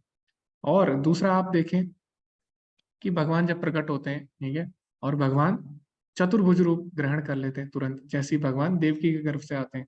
और दूसरा, भगवान अपने माता पिता को आदेश देते हैं कि तुम मुझे कहाँ ले चलो, तुम मुझे नंद महाराज के घर पे ले चलो। तो क्या कोई बच्चा पैदा होते ही अपने माता पिता को आदेश दे सकता है? नहीं दे सकता ना। तो हमारे जन्म में और भगवान के जन्म में बहुत अंतर है। हमें लगता है कि कृष्ण का भी जन्म हुआ, हमारा भी जन्म हुआ, कृष्ण ने भी चोरी की, हमने भी चोरी की, कृष्ण ने भी माता की पिटाई खाई, हमने भी सबकी पिटाई खाई, तो हम भी भगवान है, हम भी कृष्ण है ना। हम और कृष्ण में कोई अंतर नहीं है, ऐसा हमें लग सकता है, लेकिन वास्तव में भगवान का जन्म और कर्म दोनों ही दिव्य होते हैं। तो भगवान जब धराधाम पे आते हैं, दो तरह की लीलाएं होती है, अलौकिक लीला और लौकिक लीला। लौकिक लीला यानी सांसारिक लीला, जैसे कि खेलना अपने मित्रों के साथ, है ना, माखन चुराना, और इस तरह की जो लीलाएं होती है, ये होती है लौकिक लीला, सांसारिक लीला, ये हम भी कर सकते हैं। लेकिन कुछ लीलाएं होती है जो हम नहीं कर सकते, वो केवल भगवान ही कर सकते हैं, उसको बोलते हैं अलौकिक लीला। उसमें क्या आता है? जैसे कि गोवर्धन पर्वत उठाना, है ना, एक छोटी उंगली पे 7 दिन तक गोवर्धन पर्वत उठाना, ठीक है, अनेक रूपों में, गोपी जितनी गोपियां हैं उतने रूपों में विस्तृत हो जाना, तो ये हम कर सकते हैं? नहीं कर सकते, है ना। और उसके बाद इतने राक्षसों का वध करना, 3 वर्ष 3 दिन की आयु में केवल पूतना जैसी राक्षसनी का वध करना, क्या हम लोग कर सकते हैं? 3 दिन में हमें पता भी नहीं रहता हम कौन है ना। तो ये केवल भगवान कर सकते हैं, ठीक है। तो इसीलिए जो अलौकिक लीलाएं हैं, भक्त उनको देखते हैं और उन्हें पता लग जाता है कि कृष्ण भगवान है। लेकिन जो असुर हैं वो केवल भगवान की लौकिक लीलाओं को देखकर मोहित हो जाते हैं। इसलिए भगवान यहाँ पे क्या बोल रहे हैं? जन्म कर्म च मे दिव्यम, मेरे जन्म और कर्म दिव्य है, वो तुम्हारी तरह नहीं है, मनुष्य की तरह नहीं है। एवं योगेति तत्वतः, जो इस बात को सच में जान जाता है, वास्तव में जान जाता है, त्यक्त्वा देहम, अपना शरीर त्याग कर, पुनर्जन्म नेति, उसका कभी भी पुनर्जन्म नहीं होता, मामेति सो अर्जुना, हे अर्जुन, वो मुझे प्राप्त करता है। तो अगर एक बात हम जान ले कि कृष्ण, भगवान कृष्ण के जन्म और कर्म दोनों दिव्य हैं, हमारी तरह नहीं है, वो परम भगवान है, इतनी बात अगर हम जान लेते हैं तो हम भगवान के धाम को प्राप्त कर सकते हैं, ठीक है। इसीलिए हमें भगवान के जन्म और कर्म को अच्छी तरह समझना होगा। और वो कैसे समझ में आएगा? जब हम भगवत गीता पढ़ेंगे। भगवत गीता पढ़ने के बाद जब आप भगवान की लीलाएं पढ़ोगे, तभी आप उसको तत्वतः समझ सकते हो। वरना आपको क्या लगेगा? भगवान की लीलाएं आपको लगेगा जैसे कि मूवी है ना, मूवी में भी क्या हो रहा है, मूवी में भी चीजें चलती है ना, तो हम हीरो को बहुत अच्छा मान लेते हैं। उसी तरह अगर हमें भगवान के बारे में ज्ञान नहीं है, तो हम भगवान की लीलाओं को भी एक हीरो हीरोइन की तरह मान लेंगे, है ना। कई लोग ऐसे ही सोचते हैं कि कृष्ण बहुत अच्छे हीरो है, सुपर हीरो है ना, लेकिन वो कौन है? परम भगवान है। तो ये बात जब हम जान जाएंगे, तभी हम इस भौतिक बंधन से उठ सकते हैं, मुक्त हो सकते हैं। तो भगवान बताते हैं ये बात, ठीक है। तो भगवान जब इस धराधाम पर आते हैं, वो भौतिक चीजों से दूषित नहीं होते, ठीक है। जैसे एक मकड़ी होती है, मकड़ी अपने जाले में घूमती है, लेकिन वो उसमें फंसती नहीं है, और वो क्या करती है? जाले को निगल जाती है। इसी तरह भगवान भी है। भगवान इस भौतिक जगत को प्रकट करते हैं, इसमें विचरण करते हैं, लीलाएं करते हैं, लेकिन वो बिल्कुल भी इससे प्रभावित नहीं होते। 3 गुणों में रहते हुए भी भगवान 3 गुणों से प्रभावित नहीं होते। तो ये भगवान की दिव्य लीलाएं हैं, है ना। तो इसीलिए भगवान बोले जन्म कर्म च मे दिव्यम। हरे कृष्णा अनुराधा माता जी। हरे कृष्णा प्रभु जी। तो प्रीचिंग के लिए हम आए कि प्रीचिंग हम कैसे कर सकते हैं, तो उसका मुख्य उद्देश्य होता है कि भगवान की तरफ लोगों को आकृष्ट करना। तो मनुष्य भौतिकता से बहुत लिप्त है, वो पहले जानना चाहता है कि लाभ कैसे मिलेगा हमको। तो जब ईश्वर तत्व को जानेंगे, देहांतरण से मुक्ति कैसे होती है इसको पता चलेगा, जन्म मृत्यु जरा व्याधि से मुक्ति मिलेगी, और सनातन धर्म की प्राप्ति, जब ये लाभ जानेंगे तो लोग इसकी तरफ आकृष्ट होंगे। जो भगवान है वो अवतार लेते हैं और जितने भी अवतार हैं वो सब उनके उद्गम भगवान कृष्ण ही हैं। वो अपने धाम से नहीं आते हैं। जैसे चैतन्य महाप्रभु जी आए थे तो वो भगवान कृष्ण के ही अंश थे और उन्होंने यहाँ पर सबके उद्धार के लिए ही हमको हरे कृष्ण महामंत्र का दिया था हमें, जिसे हम संकीर्तन करके भगवान के पास पहुंच सकते हैं। भगवान बुद्ध जो है वो वेदों का खंडन करते हैं, क्योंकि वेदों जो है वो गलत उपयोग हो रहा था, पशु बलि को बढ़ावा मिल रहा था। वो साधारण मनुष्य की उत्सुकता को जो शांत करने के लिए और साथ ही साथ जो अनाचार था उसको रोकने के लिए वैदिक सिद्धांतों की स्थापना के लिए ही आए थे। और उनका भक्त जो है उस पे विशेष कृपा करते हैं भगवान। अधर्मों का नाश तो उनके पार्षद भी कर सकते हैं। वो सबरी को उद्धार करने के लिए आए थे, उसकी प्रसन्नता के लिए आए थे। रावण का वध करना तो उनका द्वितीय उद्देश्य था। भगवान जो है वो भक्त का कभी भी अपमान नहीं करने देते हैं, भक्तों पर अपनी अहेतु की कृपा बनाए रखते हैं। ये मुख्यतः भगवान जो है जो धराधाम पे आते हैं उसका मुख्य कारण यही होता है कि वो भक्तों को लीलाएं दिखाएं, भक्तों को खुशी दें और स्वयं भी भक्तों के साथ वो बहुत ही आनंद प्राप्त करते हैं। साथ ही साथ जैसे मधु पात्र का उदाहरण दिया गया है कि मधु पात्र को चाटने से मधु के स्वाद का ज्ञान नहीं होता है। इसी तरह का उदाहरण प्रैक्टिकल की तरफ हमको आकर्षित करता है कि कृष्ण भगवान की सेवा करके ही हम भगवान को प्राप्त कर सकते हैं और भगवान की लीलाओं का आनंद उठा सकते हैं। हरे कृष्णा प्रभु। जी माता जी, धन्यवाद। आपने बहुत ही स्पष्ट रूप से सारे बिंदुओं को रखा और बहुत ही आपने उचित समय में सारे बिंदुओं को रखा। तो जैसे कि जो बहुत ही प्रसिद्ध श्लोक है भगवत गीता के, है ना, वो इस ग्रुप को मिले हैं। और वो कौन से? यदा यदा हि धर्मस्य ग्लानिर्भवति भारत अभ्युत्थानमधर्मस्य तदात्मानं सृजाम्यहम्। तो भगवान बोलते हैं कि वो बार बार जब भी धर्म का नाश होता है, धर्म की हानि होती है, तो भगवान क्या करते हैं? धर्म की स्थापना के लिए बार बार भगवान इस धराधाम पर प्रकट होते हैं।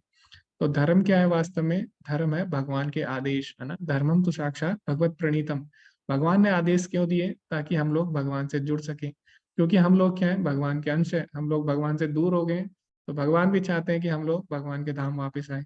लेकिन उसके लिए जब हम उनके आदेशों का पालन नहीं करते, तो भगवान क्या करते हैं? दोबारा से आदेश देने आते हैं, बार बार हमें समझाने आते हैं कि इस भौतिक जगत से ऊपर उठो। तो इसके लिए भगवान अलग अलग तरह के आदेश देते हैं।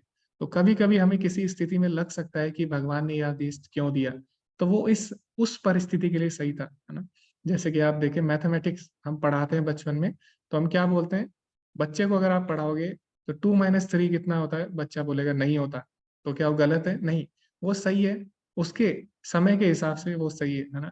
तो इसी तरह भगवान बार बार आते हैं और अलग अलग शिक्षाएं देते हैं। तो कभी कभी हमें लग सकता है कि भगवान ने ये शिक्षा क्यों दी, ठीक है। तो अभी तो भगवान ऐसा बोल रहे हैं, उस समय ऐसा क्यों बोला, तो हमें विरोधाभास लगता है। लेकिन भगवान हमेशा धर्म की स्थापना के लिए जो उचित होता है वो भगवान करते हैं, ठीक है। तो इसी तरह यहाँ पे चर्चा हुई है। दूसरा, भगवान ने बताया कि भगवान के उद्देश्य क्या होते हैं। जब भगवान आते हैं तो उनका मुख्य उद्देश्य असुरों को मारना नहीं होता। जैसे कि यहाँ पे माता जी ने भी अभी चर्चा की कि भगवान राम जब आए तो भगवान राम वन में क्यों गए? क्या रावण को मारने गए? हाँ, लेकिन वो उनका प्राइमरी यानी प्राथमिक उद्देश्य नहीं था। उनका प्राथमिक उद्देश्य क्या होता है? परित्राणाय साधुनाम विनाशाय च दुष्कृताम उनका सेकेंडरी यानी द्वितीय उद्देश्य होता है। प्राथमिक उद्देश्य हमेशा भक्तों को आनंद देना होता है, परित्राणाय साधुनाम।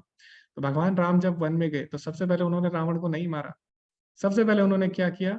अनेक ऋषि मुनि जो उनके भक्त थे, अनेक अनेक वर्षों से तपस्या कर रहे थे, उनकी प्रतीक्षा कर रहे थे, है ना, उनसे सबसे पहले वो जाके मिलते हैं। पहले ही उन्होंने रावण को नहीं मारा।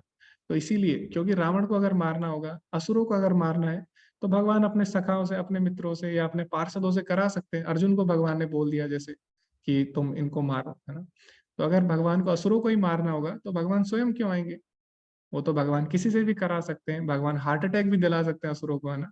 तो भगवान को आने की आवश्यकता नहीं है। भगवान क्यों आते हैं? अपने भक्तों को आनंद देने के लिए और बाकी सभी लोगों को आकर्षित करने के लिए, अपने धाम की तरफ, अपने घर की तरफ आकर्षित करने के लिए, ठीक है। तो इसलिए भगवान बार बार आते हैं अपने भक्तों का उद्धार करने के लिए, उनको आनंद देने के लिए। तो जब हिरण्यकश्यपु ने अत्याचार किया प्रहलाद महाराज पे, तो भगवान नरसिंह देव के रूप में खंबे से प्रकट हुए। क्यों? हिरण्यकश्यपु को मारने के लिए, हाँ। लेकिन उससे पहले प्रहलाद को आनंद देने के लिए, प्रहलाद की रक्षा करने के लिए। तो भक्तों की रक्षा भगवान का प्रथम कर्तव्य होता है।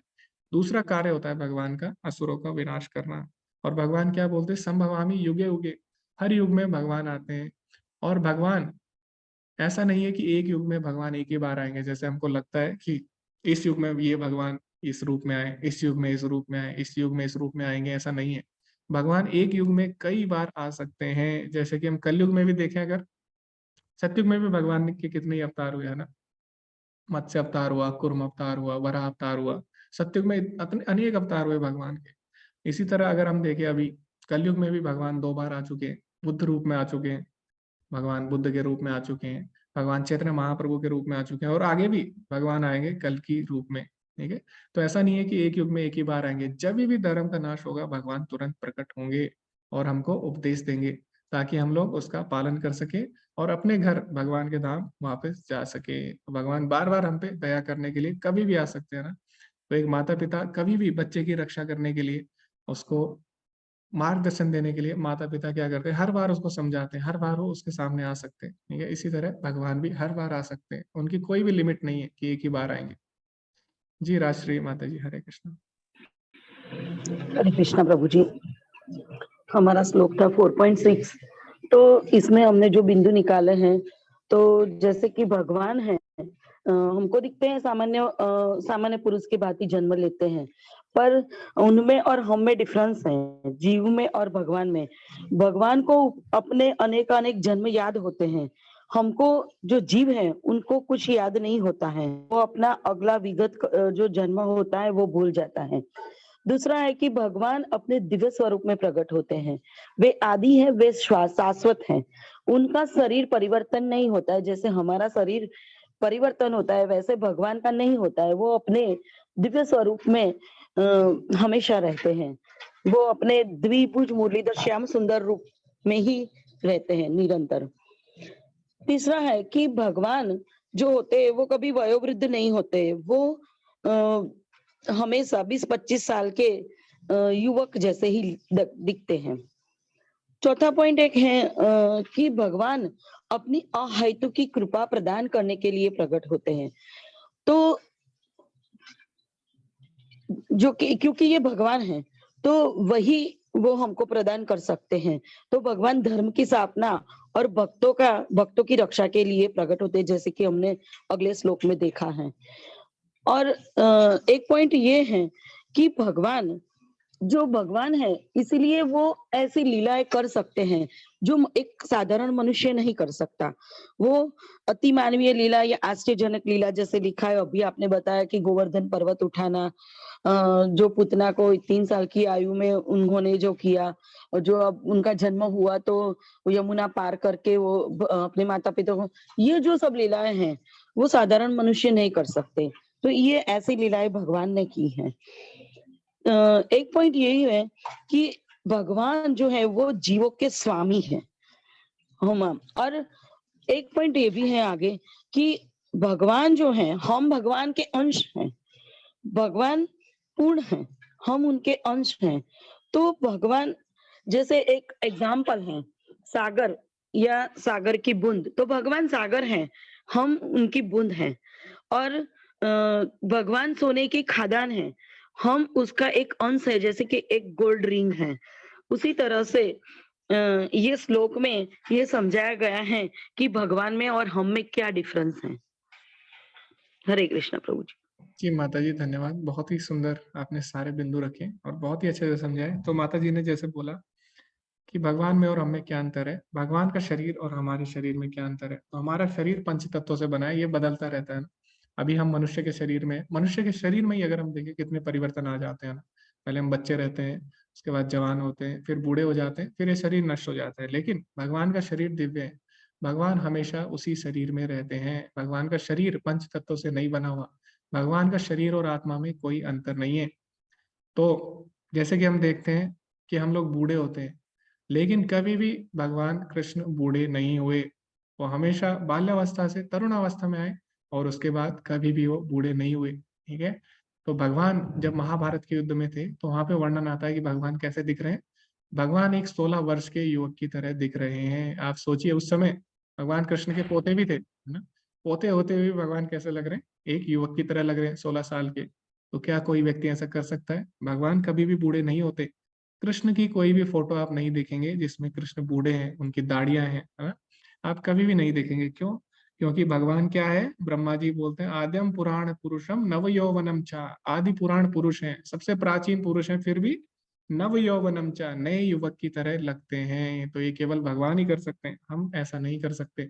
हमारा यश, हमारी शक्ति, हमारा ज्ञान सब एक समय बाद क्षीण हो जाता है, लेकिन भगवान के साथ ऐसा नहीं है। भगवान में षड ऐश्वर्य हमेशा बने रहते हैं, ठीक है? इसीलिए उनको भगवान बोला जाता है। दूसरा हम देखते हैं कि जैसे प्रभुपाद जी यहाँ पे उदाहरण देते सूर्य का। सूर्य कभी भी अस्त नहीं होता। वास्तव में हमें ऐसा लगता है कि सूर्य अस्त हो रहा है, उदय हो रहा है, लेकिन सूर्य एक स्थान से दूसरे स्थान में जाता है ना। सूर्य कभी भी समाप्त नहीं होता। हमें लगता है कि सूर्य का जन्म हुआ और सूर्य नष्ट हो गया, लेकिन सूर्य हमेशा रहता है, वो हमें लगता है ऐसा, ठीक है। इसी तरह भगवान आते हैं धराधाम पे और जाते हैं, लेकिन भगवान हमेशा बने रहते हैं। भगवान एक ब्रह्मांड में आते हैं, दूसरे ब्रह्मांड में उनकी लीलाएं चलती है। इस तरह हर ब्रह्मांड में भगवान की लीलाएं हमेशा चलती है ना। तो ऐसा नहीं है कि भगवान और हम जैसे समान रूप से आते हैं, ठीक है। तो भगवान के साथ ऐसा नहीं होता।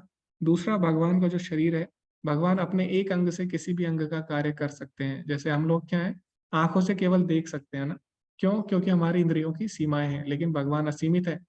भगवान अपने एक अंग से किसी भी अंग का कार्य कर सकते हैं। जैसे कि ब्रह्म संहिता में बोला गया, अंगानि यस्य सकलेंद्रिय वृत्तिमंती, जो अपने एक अंग से अन्य अंगों की वृत्ति यानी कार्य को कर सकते हैं। गोविंदम आदि पुरुषम तमहम भजामी। तो केवल भगवान ही ऐसा कर सकते हैं, ठीक है।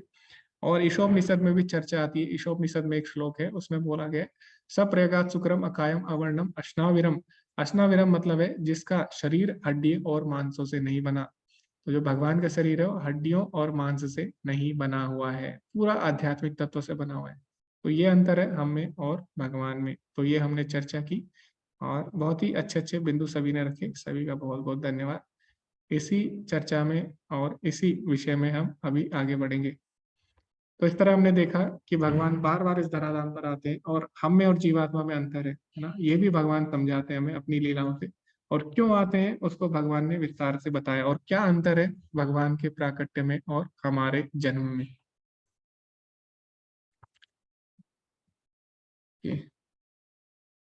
तो ये हमने चर्चा की, भगवान धर्म की स्थापना करने के लिए बार बार आते हैं और अपने भक्तों को आनंद देने के लिए। और जो भगवान के इन लीलाओं को जान जाता है, भगवान की दिव्यता को जान जाता है, वो भी कभी भी इस भौतिक बंधन में नहीं फंसता है। आगे हम देखेंगे इस अध्याय को हम किस प्रकार से विभाजित कर सकते हैं। तो सबसे पहले 1 से 10 के बारे में हमने क्या जाना, भगवत गीता के इतिहास के बारे में जाना, और भगवान की दिव्य कार्यकलापों के बारे में हमने जाना। 11 से लेके जो 15 तक श्लोक है, उसमें हमें पता लगता है वर्णाश्रम धर्म के बारे में, जिसके ऊपर हम पहले ही चर्चा कर चुके हैं विस्तार से, है ना। पिछले 2 अध्यायों में हमने वर्णाश्रम धर्म के ऊपर बहुत ही विस्तार से चर्चा की है, तो अभी हम उस पर चर्चा नहीं करेंगे। तो हमने पहले ही चर्चा की है, चौथे अध्याय के 13वें श्लोक से ही हमने चर्चा की थी कि जो 4 वर्ण है वो गुण और कर्म के अनुसार विभाजित किए गए हैं। चातुर्वर्ण मया सृष्टम गुण कर्म विभागशः, तो वो श्लोक इसी अध्याय का है और उस पर हम चर्चा कर चुके हैं। आगे जो विषय है कर्म योग, उस पर भी हम चर्चा कर चुके हैं पहले ही।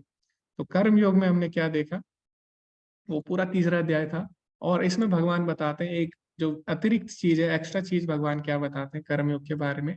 भगवान बोलते हैं कि कर्म, जो कोई भी एक्टिविटी होती है, गतिविधि, वो हमेशा 3 तरह की होती है। कोई भी क्रिया आप करें 3 तरह की होती है। तो कौन सी होती है? कर्मणो ह्यपि बोद्धव्यम बोद्धव्यम च विकर्मणा अकर्मणश्च बोद्धव्यम गहना कर्मणो गति। तो भगवान 18वें श्लोक में बोलते हैं कि क्रियाएं 3 प्रकार की होती है, और तीनों को जानना बहुत ही आवश्यक है ना। तो हमें तीनों तरह की क्रियाओं को जानना है। तो कौन सी है क्रियाएं? पहली क्रिया है कर्म। कर्म यानी शास्त्रों के अनुसार कार्य करना, ठीक है। जैसे शास्त्रों में लिखा है अच्छा खाना खाए, सात्विक खाना खाए, हल्का खाना खाए, है ना। तो ये हो गया कर्म। दूसरा जो कार्य होते हैं वो कौन से होते हैं? विकर्म, यानी शास्त्रों के बिल्कुल ही विरुद्ध कार्य करना। जैसे रावण है, रावण को शास्त्र पता था, लेकिन उसने क्या किया? शास्त्रों के बिल्कुल विरुद्ध कार्य किया ना। तो जो लोग विरुद्ध कार्य करते हैं उन कार्यों को बोलते हैं विकर्म, ठीक है। और जो तीसरे कार्य हैं वो कौन से होते हैं? तो पहला जो कर्म है वो होते हैं पुण्य कार्य, अच्छे कार्य। जो विकर्म होते हैं वो होते हैं पाप कार्य। लेकिन जो पाप और पुण्य से ऊपर है उसको बोलते हैं अकर्म। अकर्म यानी जिसकी कोई भी प्रतिक्रिया नहीं आती। तो अकर्म हो गया भगवान के लिए कार्य करना। तो कोई भी कार्य है आपके जीवन में, आप उसको कर्म, अकर्म और विकर्म में परिवर्तित कर सकते हैं। तो आपके ऊपर है। इसीलिए इन तीनों को जानना बहुत ही आवश्यक है। जैसे मैं आपको एक उदाहरण देता हूँ। तो किसी को खाना खिलाना क्या है? पुण्य का काम है ना? वो क्या है? कर्म है। किसी का खाना छीनना वो क्या हो गया? विकर्म, शास्त्रों के विरुद्ध हो गया ना, आपने किसी का खाना चुरा लिया। किसी को भगवान का भोग, भगवान का प्रसाद खिलाना वो क्या हो गया? वो हो गया अकर्म। यानी वो ना पाप में आएगा ना पुण्य में आएगा, है ना? तो किस में आएगा? दिव्य कर्म में आएगा, अकर्म में आएगा, उसका कोई भी रिएक्शन नहीं होगा। तो इस प्रकार हम देखते हैं कि कोई भी कर्म हम करते हैं वो अकर्म, कर्म और विकर्म में आ सकता है।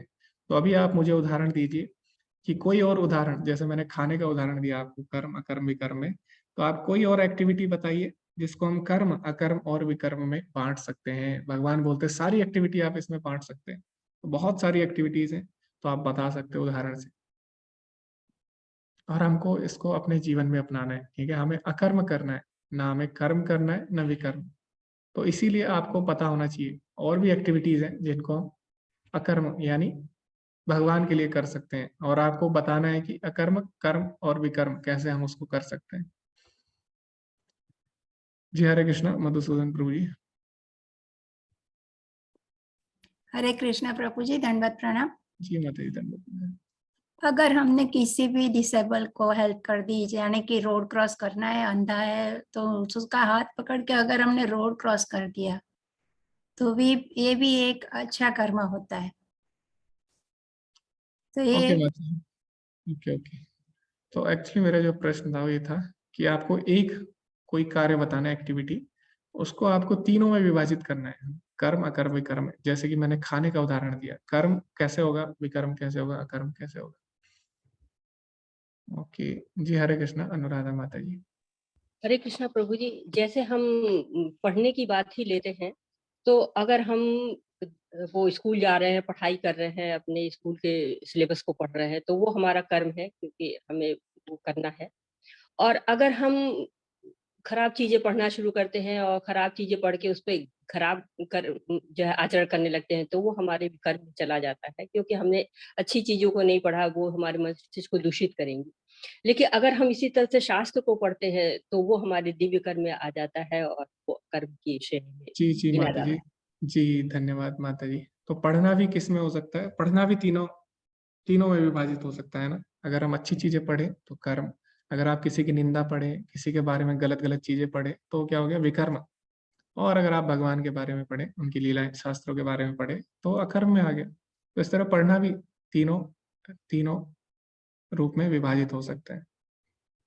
जी हरे कृष्णा, मधुसूदन प्रभु जी। माता जी आप आगे बोलना चाहते हैं इसी पे? जी प्रभु जी, उसी तरह हम कीर्तन भी ले सकते हैं। अगर हाँ हम भगवान के नाम का कीर्तन कर रहे हैं तो ये कर्म है, और अगर हम फिल्मी गीतें गा रहे हैं वो भी गाना ही है, लेकिन वो अच्छे कर्म में नहीं आएगा। जी जी जी माता जी।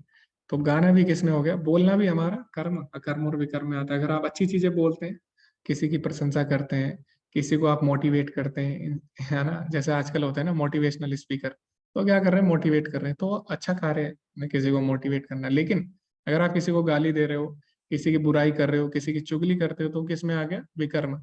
लेकिन अगर आप भगवान के बारे में बात करते हो, तो वो क्या हो गया? दिव्य कर्म में आ गया, अकर्म में आ गया। ओके। हरे कृष्णा, ज्योति माता जी। हरे कृष्णा प्रभु जी, दंडवत प्रणाम। यदि जैसे कोई पुलिस वाला है, तो उसके सामने कोई चोर चोरी कर रहा है, तो पुलिस वाला है तो वो रोकता है उसको, तो वो हो गया कर्म। और यदि वो चोर को चोरी करने से रोक रहा है, भगवान के शरणागत होके, भगवान को अपने कर्म फल को अर्पित करके, तो वो हो गया अकर्म। भगवान को अर्पित करके यदि अपने कर्म को निभाता है तो वो है अकर्म।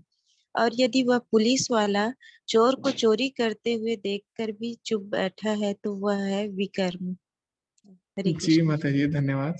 तो हाँ, आपने बहुत ही अच्छा उदाहरण दिया माता जी। ये केवल पुलिस वाले के लिए नहीं, बल्कि ये सबके लिए हम लगा सकते हैं इसको। अगर कोई अपना कार्य अच्छे से कर रहा है, ईमानदारी से कर रहा है, तो कर्म हो गया ना, पुण्य हो गया।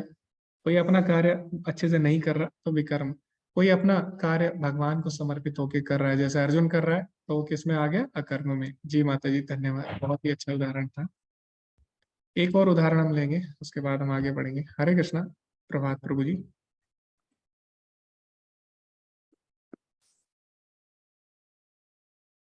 हाँ, हरे कृष्ण प्रभु जी। जी हम जी जी। हम ये हम जो दान देते हैं ना, तो अगर हम ऐसे किसी आदमी को देते हैं जो अधार्मिक हो, तो वो तो कर्म में मेरा आ जाएगा।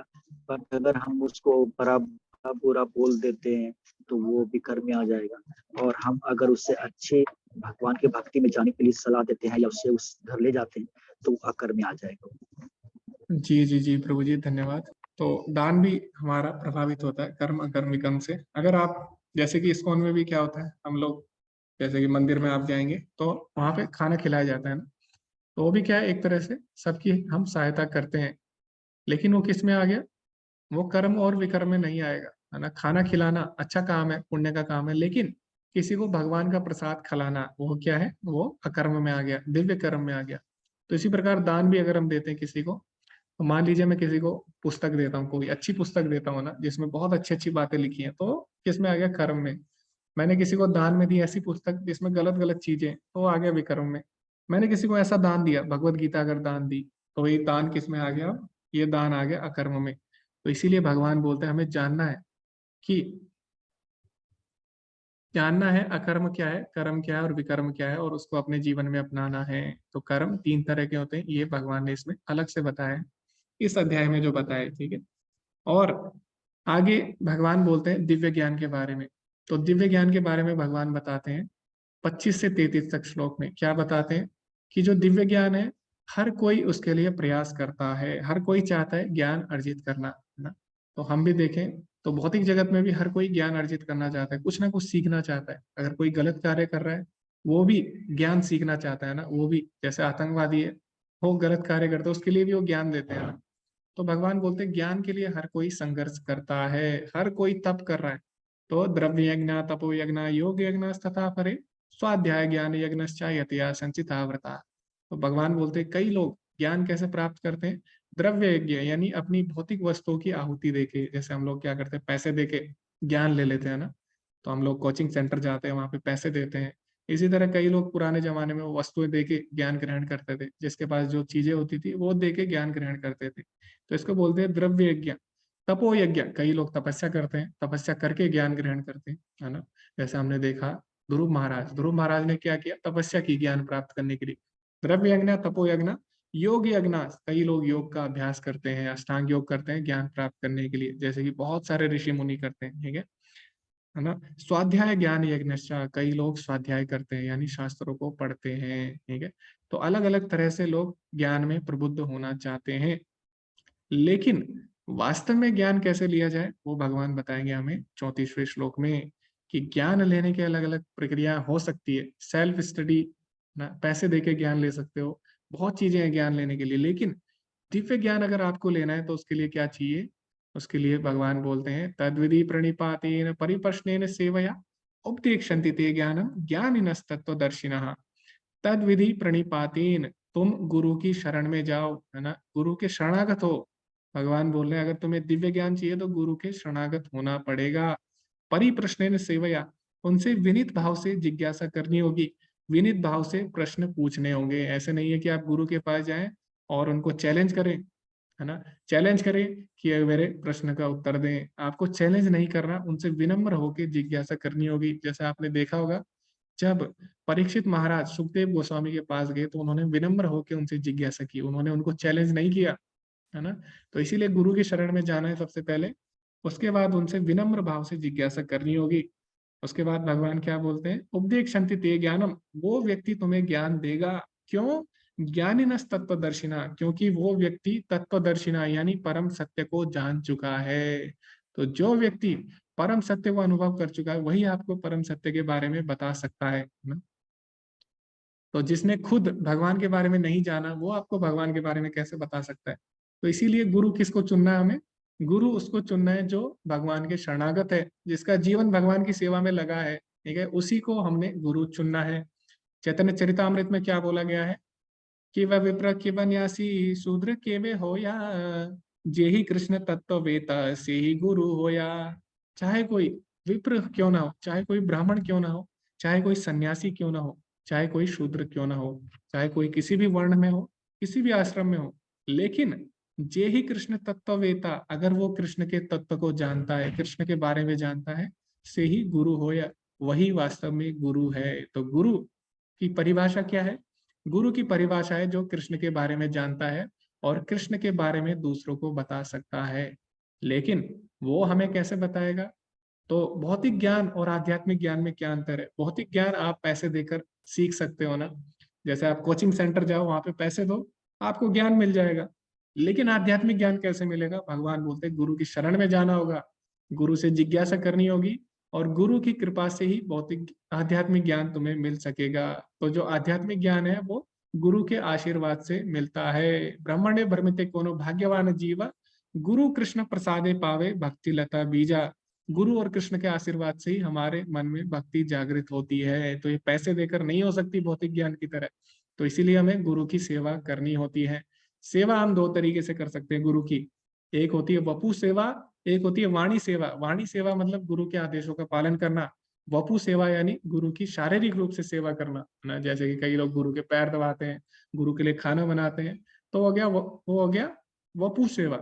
लेकिन हम लोग ऐसा नहीं कर सकते, तो हमें क्या करना चाहिए? वाणी सेवा, गुरु के आदेशों का पालन करना चाहिए। इस तरह हमें दिव्य ज्ञान प्रकाशित होगा, है ना। तो दिव्य ज्ञान पैसे देकर नहीं लिया जा सकता, ठीक है, दिव्य ज्ञान गुरु की सेवा से ही मिलेगा। तो इसीलिए हमें गुरु की सेवा करनी चाहिए। तो भगवान बताते हैं इस तरह तुम दिव्य ज्ञान प्राप्त कर सकते हो। दिव्य ज्ञान हृदय प्रकाशित हो, दिव्य ज्ञान हमेशा गुरु की कृपा से हृदय में प्रकाशित होता है। तो ये चीज हमने देखी। और आगे भगवान बताते हैं अपि चेदसि पापेभ्यः सर्वेभ्यः पाप कृतम, अगर तुम सभी पापियों में से भी सबसे पापी हो तो तब भी तुम्हारा उद्धार हो सकता है। कैसे? सर्व ज्ञान पलवेने वर्जिनम संतरिष्यसि, दिव्य ज्ञान रूपी अगर नौका में तुम सवार हो जाओगे तो तुम इस भौतिक संसार को पार कर जाओगे। तो भगवान बोलते कोई कितना भी पापी हो, अगर वो गुरु से दिव्य ज्ञान प्राप्त कर लेता है तो वो इस भौतिक जीवन से ऊपर उठ सकता है। प्रभुपाद जी लिखते सागर में कोई कितना ही कुशल तैराक क्यों ना हो, जीवन संघर्ष अत्यंत कठिन है। यदि कोई संघर्षरत तैरने वाले को आगे बढ़कर समुद्र से निकाल लेता है तो वह सबसे बड़ा रक्षक है। तो कोई कितना भी परफेक्ट क्यों ना है, कोई कितने भी बड़े शास्त्र क्यों ना जानता हो, कोई कितना भी वेद क्यों ना जानता हो, वो इस भौतिक संसार से नहीं निकल सकता। क्यों? क्योंकि जरूरी नहीं है कि आप वेद जानने के बाद भगवान को जान ले, है ना। भगवान को जानने के लिए क्या चाहिए? भक्ति। ब्रह्मा जी बोलते हैं ब्रह्म संहिता में वेदेषु दुर्लभम, वेदों के द्वारा भी आपको नहीं समझा जा सकता। अदुर्लभम आत्मा भक्तो, लेकिन आत्मा की शुद्ध भक्ति के द्वारा आपको समझा जा सकता है, ठीक है। तो भगवान को अगर हमें समझना है तो उसके लिए हमें भक्तों का संग चाहिए, भक्तों की कृपा चाहिए होती है ना। इसीलिए हमें भक्तों के संग में रहना है, भक्तों के साथ रहना है, क्योंकि वही हमें भगवत कृपा दिला सकते हैं। तो इसीलिए यहाँ पे भगवान ने बोला है दिव्य ज्ञान हमें ग्रहण करना है गुरु की शरण में जाके। गुरु कौन होना चाहिए? भगवान का भक्त होना चाहिए, तभी आपको वो भक्ति में ला सकता है ना। तो गुरु का कार्य है आपको भगवान से जोड़ना, उसके लिए वो खुद भगवान से जुड़ा हुआ होना चाहिए, ठीक है। तो ये गुरु की योग्यता होनी चाहिए। तो कोई कितना ही कुशल तैराक क्यों ना, वो खुद से नहीं तैर सकता। इसीलिए कोई कितना भी पढ़ ले वो खुद से इस बंधन को पार नहीं कर सकता। तो इसीलिए गुरु की आवश्यकता होती है। गुरु क्या करता है? गुरु हमारी सहायता करता है भगवान से मिलाने में। तो गुरु कौन है? भगवान का प्रतिनिधि है। भगवान बोलते हैं श्रीमद् भागवतम में आचार्य माम विजानता, यानी आचार्य यानी गुरु को मेरी ही तरह समझना चाहिए। गुरु का आदर हमेशा वैसे ही करना चाहिए जैसे भगवान का। क्यों? गुरु भगवान का प्रतिनिधि होता है। तो मान लीजिए अगर कोई हमारे पिता का मित्र है, तो अगर कोई हमारे पिता का मित्र है और आप उसके घर में जाएंगे तो वो आपका भी वैसे ही स्वागत करेगा जैसे उसने आपके पिता का किया। क्यों? क्योंकि आप अपने पिता को रिप्रेजेंट करते हो, आप अपने पिता के प्रतिनिधि हो, है ना। इसी तरह भगवान का प्रतिनिधि कौन है? गुरु। तो गुरु का भी वैसे ही आदर करना चाहिए जैसे भगवान का। ठीक है, गुरु मुख पद्म वाक्य चित्ते करिए क्या, उनके जो वाक्य हैं, उनके जो पद्म यानी उनके जो कमल मुख से वाक्य निकले, उन पे हमें अपना चित्त एक करना चाहिए, उन पे हमें ध्यान लगाना चाहिए, है ना। श्री गुरु चरणे रति यही से उत्तम गति, गुरु की चरणों में प्रेम ही भगवत भक्ति के लिए मार्ग है ना। तो ये हमें जानना चाहिए और गुरु की आवश्यकता को जानना चाहिए और गुरु के उपदेशों का पालन करना चाहिए। तो यही हमें इस अध्याय में सीखने को मिला। तो प्रभुपाद जी बोलते हैं, हमें सैकड़ों और हजारों आध्यात्मिक गुरुओं की आवश्यकता है जो इस कृष्ण विज्ञान को समझ चुके हैं और दुनिया भर में प्रचार करें। तो गुरु का काम ये नहीं है कि भगवान के बारे में जाने और एक जगह पे बैठ जाए, है ना। तो प्रभुपाद जी चाहते तो वो भी एक जगह पे बैठ सकते थे, लेकिन उन्होंने क्या किया, पूरे विश्व में प्रचार किया। तो गुरु क्या करेगा, हमेशा भगवान के बारे में दूसरों को बताएगा, है ना। तद्विधि प्रणिपातेन परिप्रश्नेन सेवया, क्यों बताएगा, कैसे बताएगा, वो भगवान बता चुके हैं। ठीक है, तो इसीलिए हमें क्या करना है, इस भगवत ज्ञान को न केवल सीखना है बल्कि इसका प्रचार भी करना है। प्रभुपाद जी बोलते हैं, हमारा आंदोलन क्या है, सबको गुरु बनाने का है, ताकि सभी लोग भगवत ज्ञान का प्रचार प्रसार कर सके। ठीक है, इसीलिए हमने इस संघ का निर्माण किया है। हम सभी ईमानदार आत्मा को समाज में भाग लेने और आध्यात्मिक गुरु बनने के लिए आमंत्रित करते हैं। दुनिया भर में इस विज्ञान का प्रचार करें, इस ज्ञान की बहुत आवश्यकता है। तो अगर आप देखें, अगर आपको कोई अच्छी चीज मिलती है तो आप उसका प्रचार करते हैं ना। जैसे मान लीजिए अगर कोई मूवी देखने जाता है, अगर उसको मूवी अच्छी लगती है तो क्या करेगा, मूवी का प्रचार करता है, देखो मूवी कितनी अच्छी थी, उसमें इतनी अच्छी चीजें थी। इसी तरह सबसे श्रेष्ठ चीज क्या है, भगवान की वाणी, भगवान के आदेश, है ना, भगवान की लीलाएं सबसे श्रेष्ठ है। तो क्यों ना हम भी इसका प्रचार प्रसार करें। ठीक है, तो हमें उससे पहले इसके बारे में जानना होगा। तो जो भगवान के बारे में जान लेता है उसको अब क्या करना चाहिए, भगवान के नाम का प्रचार करना चाहिए, है ना? तो इसलिए प्रभुपाद जी बोलते हैं, हमारा आंदोलन है कि हम अधिक से अधिक प्रचार करें भगवान की लीलाओं का। तो यही वास्तव में गुरु का कार्य है। इसी तरह पूरे संसार में हम भक्तों को भगवान से जोड़ सकते हैं। तो यही इस अध्याय का उद्देश्य था कि क्या दिव्य ज्ञान है, क्यों भगवान दिव्य ज्ञान देते हैं, है ना, और किस प्रकार दिव्य ज्ञान को ग्रहण किया जाए, तो ये भगवान ने बताया। तो इसी के साथ ये अध्याय समाप्त होता है। सभी का बहुत बहुत धन्यवाद। श्रील प्रभुपाद की जय। हरे कृष्णा। तो किसी का कोई प्रश्न है आप लोग पूछ सकते हैं इस अध्याय में। जी हरे कृष्णा। नम्रता माता जी। हरे कृष्णा प्रभु जी, धन्यवाद प्रणाम। जी धन्यवाद प्रणाम माता जी। मैंने आंसर के लिए किया हुआ हैंड रेज। जी जी माता जी। हरे कृष्णा करने को मिला आपसे। हरे कृष्णा। जी माता जी। धन्यवाद। जी धन्यवाद प्रणाम माता जी। किसी का कोई प्रश्न है आप पूछ सकते हैं, या कुछ रह गया हो इस अध्याय में तो उस पर भी हम चर्चा कर सकते हैं अगर आपको लगता है। हरे कृष्णा। राखी माता जी। हरे कृष्णा प्रभु जी, दंडवत प्रणाम। जी धन्यवाद प्रणाम माता जी। प्रभु जी, ये चार जो परंपराएं पढ़ी हमने, प्रभु जी चार परंपराओं में ही भगवान को ही, मतलब गीता भी पढ़ते हैं चारों परंपराओं में, तो फिर चार परंपरा अलग अलग क्यों बनाई गई? भगवान का ही प्रचार बताया गया चारों परंपराएं में, भगवान कृष्ण का ही पूजा होती है। तो जी माता जी, परंपराएं माता जी अलग अलग है, लेकिन सबका उद्देश्य एक ही है, भगवान की प्राप्ति करना। तो सबका संदेश एक ही है माता जी। इसीलिए आप कोई भी ऐसा नहीं है कि आप एक ही गुरु शिष्य परंपरा से हैं, तो आप किसी भी परंपरा से जुड़ सकते हैं माता जी, लेकिन वो प्रमाणिक होनी चाहिए। चारों संप्रदाय है ना, लेकिन आजकल बहुत सारे संप्रदाय हैं, लेकिन हमें ध्यान देना होगा कि चार प्रमाणिक संप्रदाय केवल कलयुग में, उन्हीं से हमें जुड़ना चाहिए। तो परंपराएं चार इसलिए आई क्योंकि भगवान ने ये ज्ञान सबको दिया, और मुख्य रूप से भगवान ने चार लोगों को ये ज्ञान दिया सृष्टि के आरंभ में। तो सृष्टि जब आरंभ होती है तो चार लोग हमेशा होते हैं। तो सृष्टि के आरंभ से पहले लक्ष्मी जी हमेशा रहती है। ठीक है, जब सृष्टि आरंभ होती है ब्रह्मा जी आते हैं, ब्रह्मा जी से चतुष्कुमार आते हैं। ठीक है, और शिव जी भी हमेशा रहते हैं ना। तो इसीलिए इन लोगों से ये संप्रदाय आरंभ हुआ। और इससे हमें क्या सीखने को मिला, संप्रदाय क्यों आरंभ हुआ, क्योंकि इन लोगों ने प्रचार किया, है ना। तो हमें इससे सीखने को मिला कि हमें भी प्रचार प्रसार करना चाहिए। ठीक है, भगवान के संदेश को हमें ग्रहण करके बैठना नहीं है। ब्रह्मा जी चुपचाप नहीं बैठे उनका ज्ञान लेके, उन्होंने प्रचार प्रसार किया।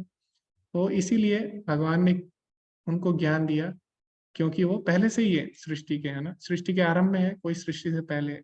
और इसलिए उन्होंने संप्रदाय बनाए ताकि वो हमें संदेश दे सके कि हमें प्रचार करना है, तो उनसे हम जुड़ सकते हैं माता जी। ठीक है। जी प्रभु जी धन्यवाद। हरे कृष्णा। जी हरे कृष्णा। ज्योति माता जी। हरे कृष्णा प्रभु जी, दंडवत प्रणाम। प्रभु जी, मेरा प्रश्न थोड़ा गलत भी हो सकता है, क्षमा चाहूंगी। जी प्रभु जी जी, जैसे आप बीच बीच में कितना अच्छा सभी शास्त्रों से प्रमाण देते हैं, बोलते हैं श्लोक, तो प्रभु जी कुछ याद रखने का ट्रिक और टाइम में याद आया ऐसा कुछ हो तो मार्गदर्शन कीजिएगा। और दूसरा, अगली क्लास में हमको कहाँ से कहाँ तक पढ़ के आना है, अगली क्लास के लिए बताइएगा प्रभु जी। जी माता जी। ओके, धन्यवाद माता जी। तो याद रखने के लिए सबसे पहले तो हमें अपने आचार्य को धन्यवाद करना होता है कि जिनके कारण ये ज्ञान हमें मिल पा रहा है। तो इसीलिए कभी भी आप कोई भी श्लोक पढ़ें, कोई भी शास्त्र पढ़ें, तो सबसे पहले हम अपने आचार्य को धन्यवाद देते हैं, क्योंकि दिव्य ज्ञान कभी भी भौतिक ज्ञान की तरह नहीं होता कि आप सोचे और आपको याद हो जाए, या आप अगर याद भी कर लें तो जरूरी नहीं है आप उसे अपने जीवन में उतार सको। तो हमें केवल याद नहीं करना, उसको अपने जीवन में उतारना है। ठीक है। तो उसके लिए मैं भी अभी संघर्ष कर रहा हूँ। तो याद करना माता जी बड़ी बात नहीं है, उसको जीवन में उतारना है, और उसके लिए हमें आचार्यों से प्रार्थना करनी होती है। तो आप आचार्यों से प्रार्थना करिए कि मुझे ये श्लोक याद हो और इसे मैं अपने जीवन में उतार सकूं। उसके बाद आपको क्या करना है, सबसे पहले मंगलाचरण करना है, आचार्य को प्रणाम करना है। उसके बाद आपको श्लोक लिखना है खुद से श्लोक लिख के आपको क्या करना है, उसको पार्ट में विभाजित करना है। जैसे प्रभुपाद जी, अगर आपके पास प्रभुपाद जी की भगवत गीता यथारूप है, तो उसमें क्या किया प्रभुपाद जी ने, सारे श्लोकों को एक एक करके, है ना, उनको एक एक वर्ड में तोड़ तोड़ के उनके अर्थ लिखे हैं। तो उससे क्या होता है, जब तक आपको श्लोक का अर्थ नहीं पता लगेगा तब तक आप उसको याद नहीं कर सकते, है ना। तो इसीलिए हमें क्या करना होगा, उसको अर्थ जानना होगा। उसके लिए हमें शब्दों को तोड़ना होगा। शब्द क्या होते हैं संस्कृत में, एक साथ बहुत ज्यादा शब्द होते हैं, तो हम उसका अर्थ नहीं निकाल पाते। तो प्रभुपाद जी ने क्या किया, उन शब्दों को तोड़ तोड़ कर लिखा है ना। जैसे त्यक्त्वा देहम पुनर्जन्म नेति मामेति, नेति में क्या है, ना प्लस इति, है ना, नेति। तो इस तरह प्रभुपाद जी ने उसको तोड़ कर लिखा है। मामेति, मामेति मतलब माम प्लस इति, है ना, मेरे पास आता है। तो इस तरह हमको जो कठिन शब्द है उनको तोड़ तोड़ कर नीचे अलग से लिख लेना है, उनका अर्थ जानना है, और उसके बाद हमें देखना है कि इस श्लोक को हम अपने जीवन में कैसे अपना सकते हैं। अपनाए ना अपनाए वो बात की बात है, लेकिन इसको हम अपने जीवन में कैसे अपना सकते हैं वो हमें जानना होगा। क्योंकि किसी चीज को हम तब तक याद नहीं कर सकते जब तक वो इम्पोर्टेंट नहीं हो हमारे लिए ना। जैसे मान लीजिए आपको अपना फोन नंबर याद है, क्यों, क्योंकि आपके लिए इम्पोर्टेंट है, आपको उसकी आवश्यकता है ना, आपको उसकी नीड है। तो इसी तरह जब तक हमें श्लोक की नीड, उसकी आवश्यकता अनुभव नहीं होगी तब तक हम उसको याद नहीं कर सकते। तो हमें देखना है क्यों हमें ये श्लोक याद करना है, क्या हम इससे सीख सकते हैं, क्यों हम इसको अपने जीवन में अपनाएं, तभी आप उसको याद कर सकते हैं माता जी।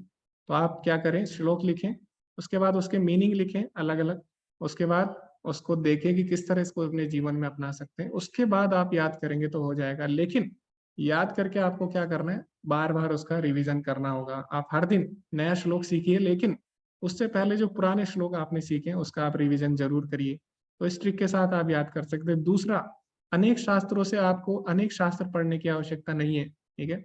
आप अगर प्रभुपाद जी ने जो भगवत गीता यथारूप दी है हमें, उसको अगर आप तात्पर्य पढ़ेंगे तो प्रभुपाद जी ने क्या किया है, सारे शास्त्रों का उसमें उदाहरण, सारे शास्त्रों से प्रमाण दिए। ठीक है। तो प्रभुपाद जी ने कोई भी बात अगर बोली है तो प्रभुपाद जी ने हवा में नहीं बोली बात, प्रभुपाद जी ने जो भी बात बोली है उसका शास्त्रों से प्रमाण दिया है। तो इसीलिए जब हम उनके तात्पर्य पढ़ते हैं तो हमें भी वो प्रमाण याद हो जाते हैं, है ना। जैसे कि प्रभुपाद जी ब्रह्म संहिता से, ईशोपनिषद से, बहुत सारे शास्त्रों से प्रमाण देते हैं। तो हमें उसके लिए पूरे ग्रंथ पढ़ने की आवश्यकता नहीं है, प्रभुपाद जी ने जो उदाहरण दिए उनको हम पढ़ लेते हैं माता जी। हाँ। तो हमें यही करना है, आप भगवत गीता यथारूप पढ़िए और जिस तरह प्रभुपाद जी ने समझाया उसको समझिए उस तरह से, तो आपको याद हो जाएगा जल्दी में। ओके, किसी का और प्रश्न है कोई?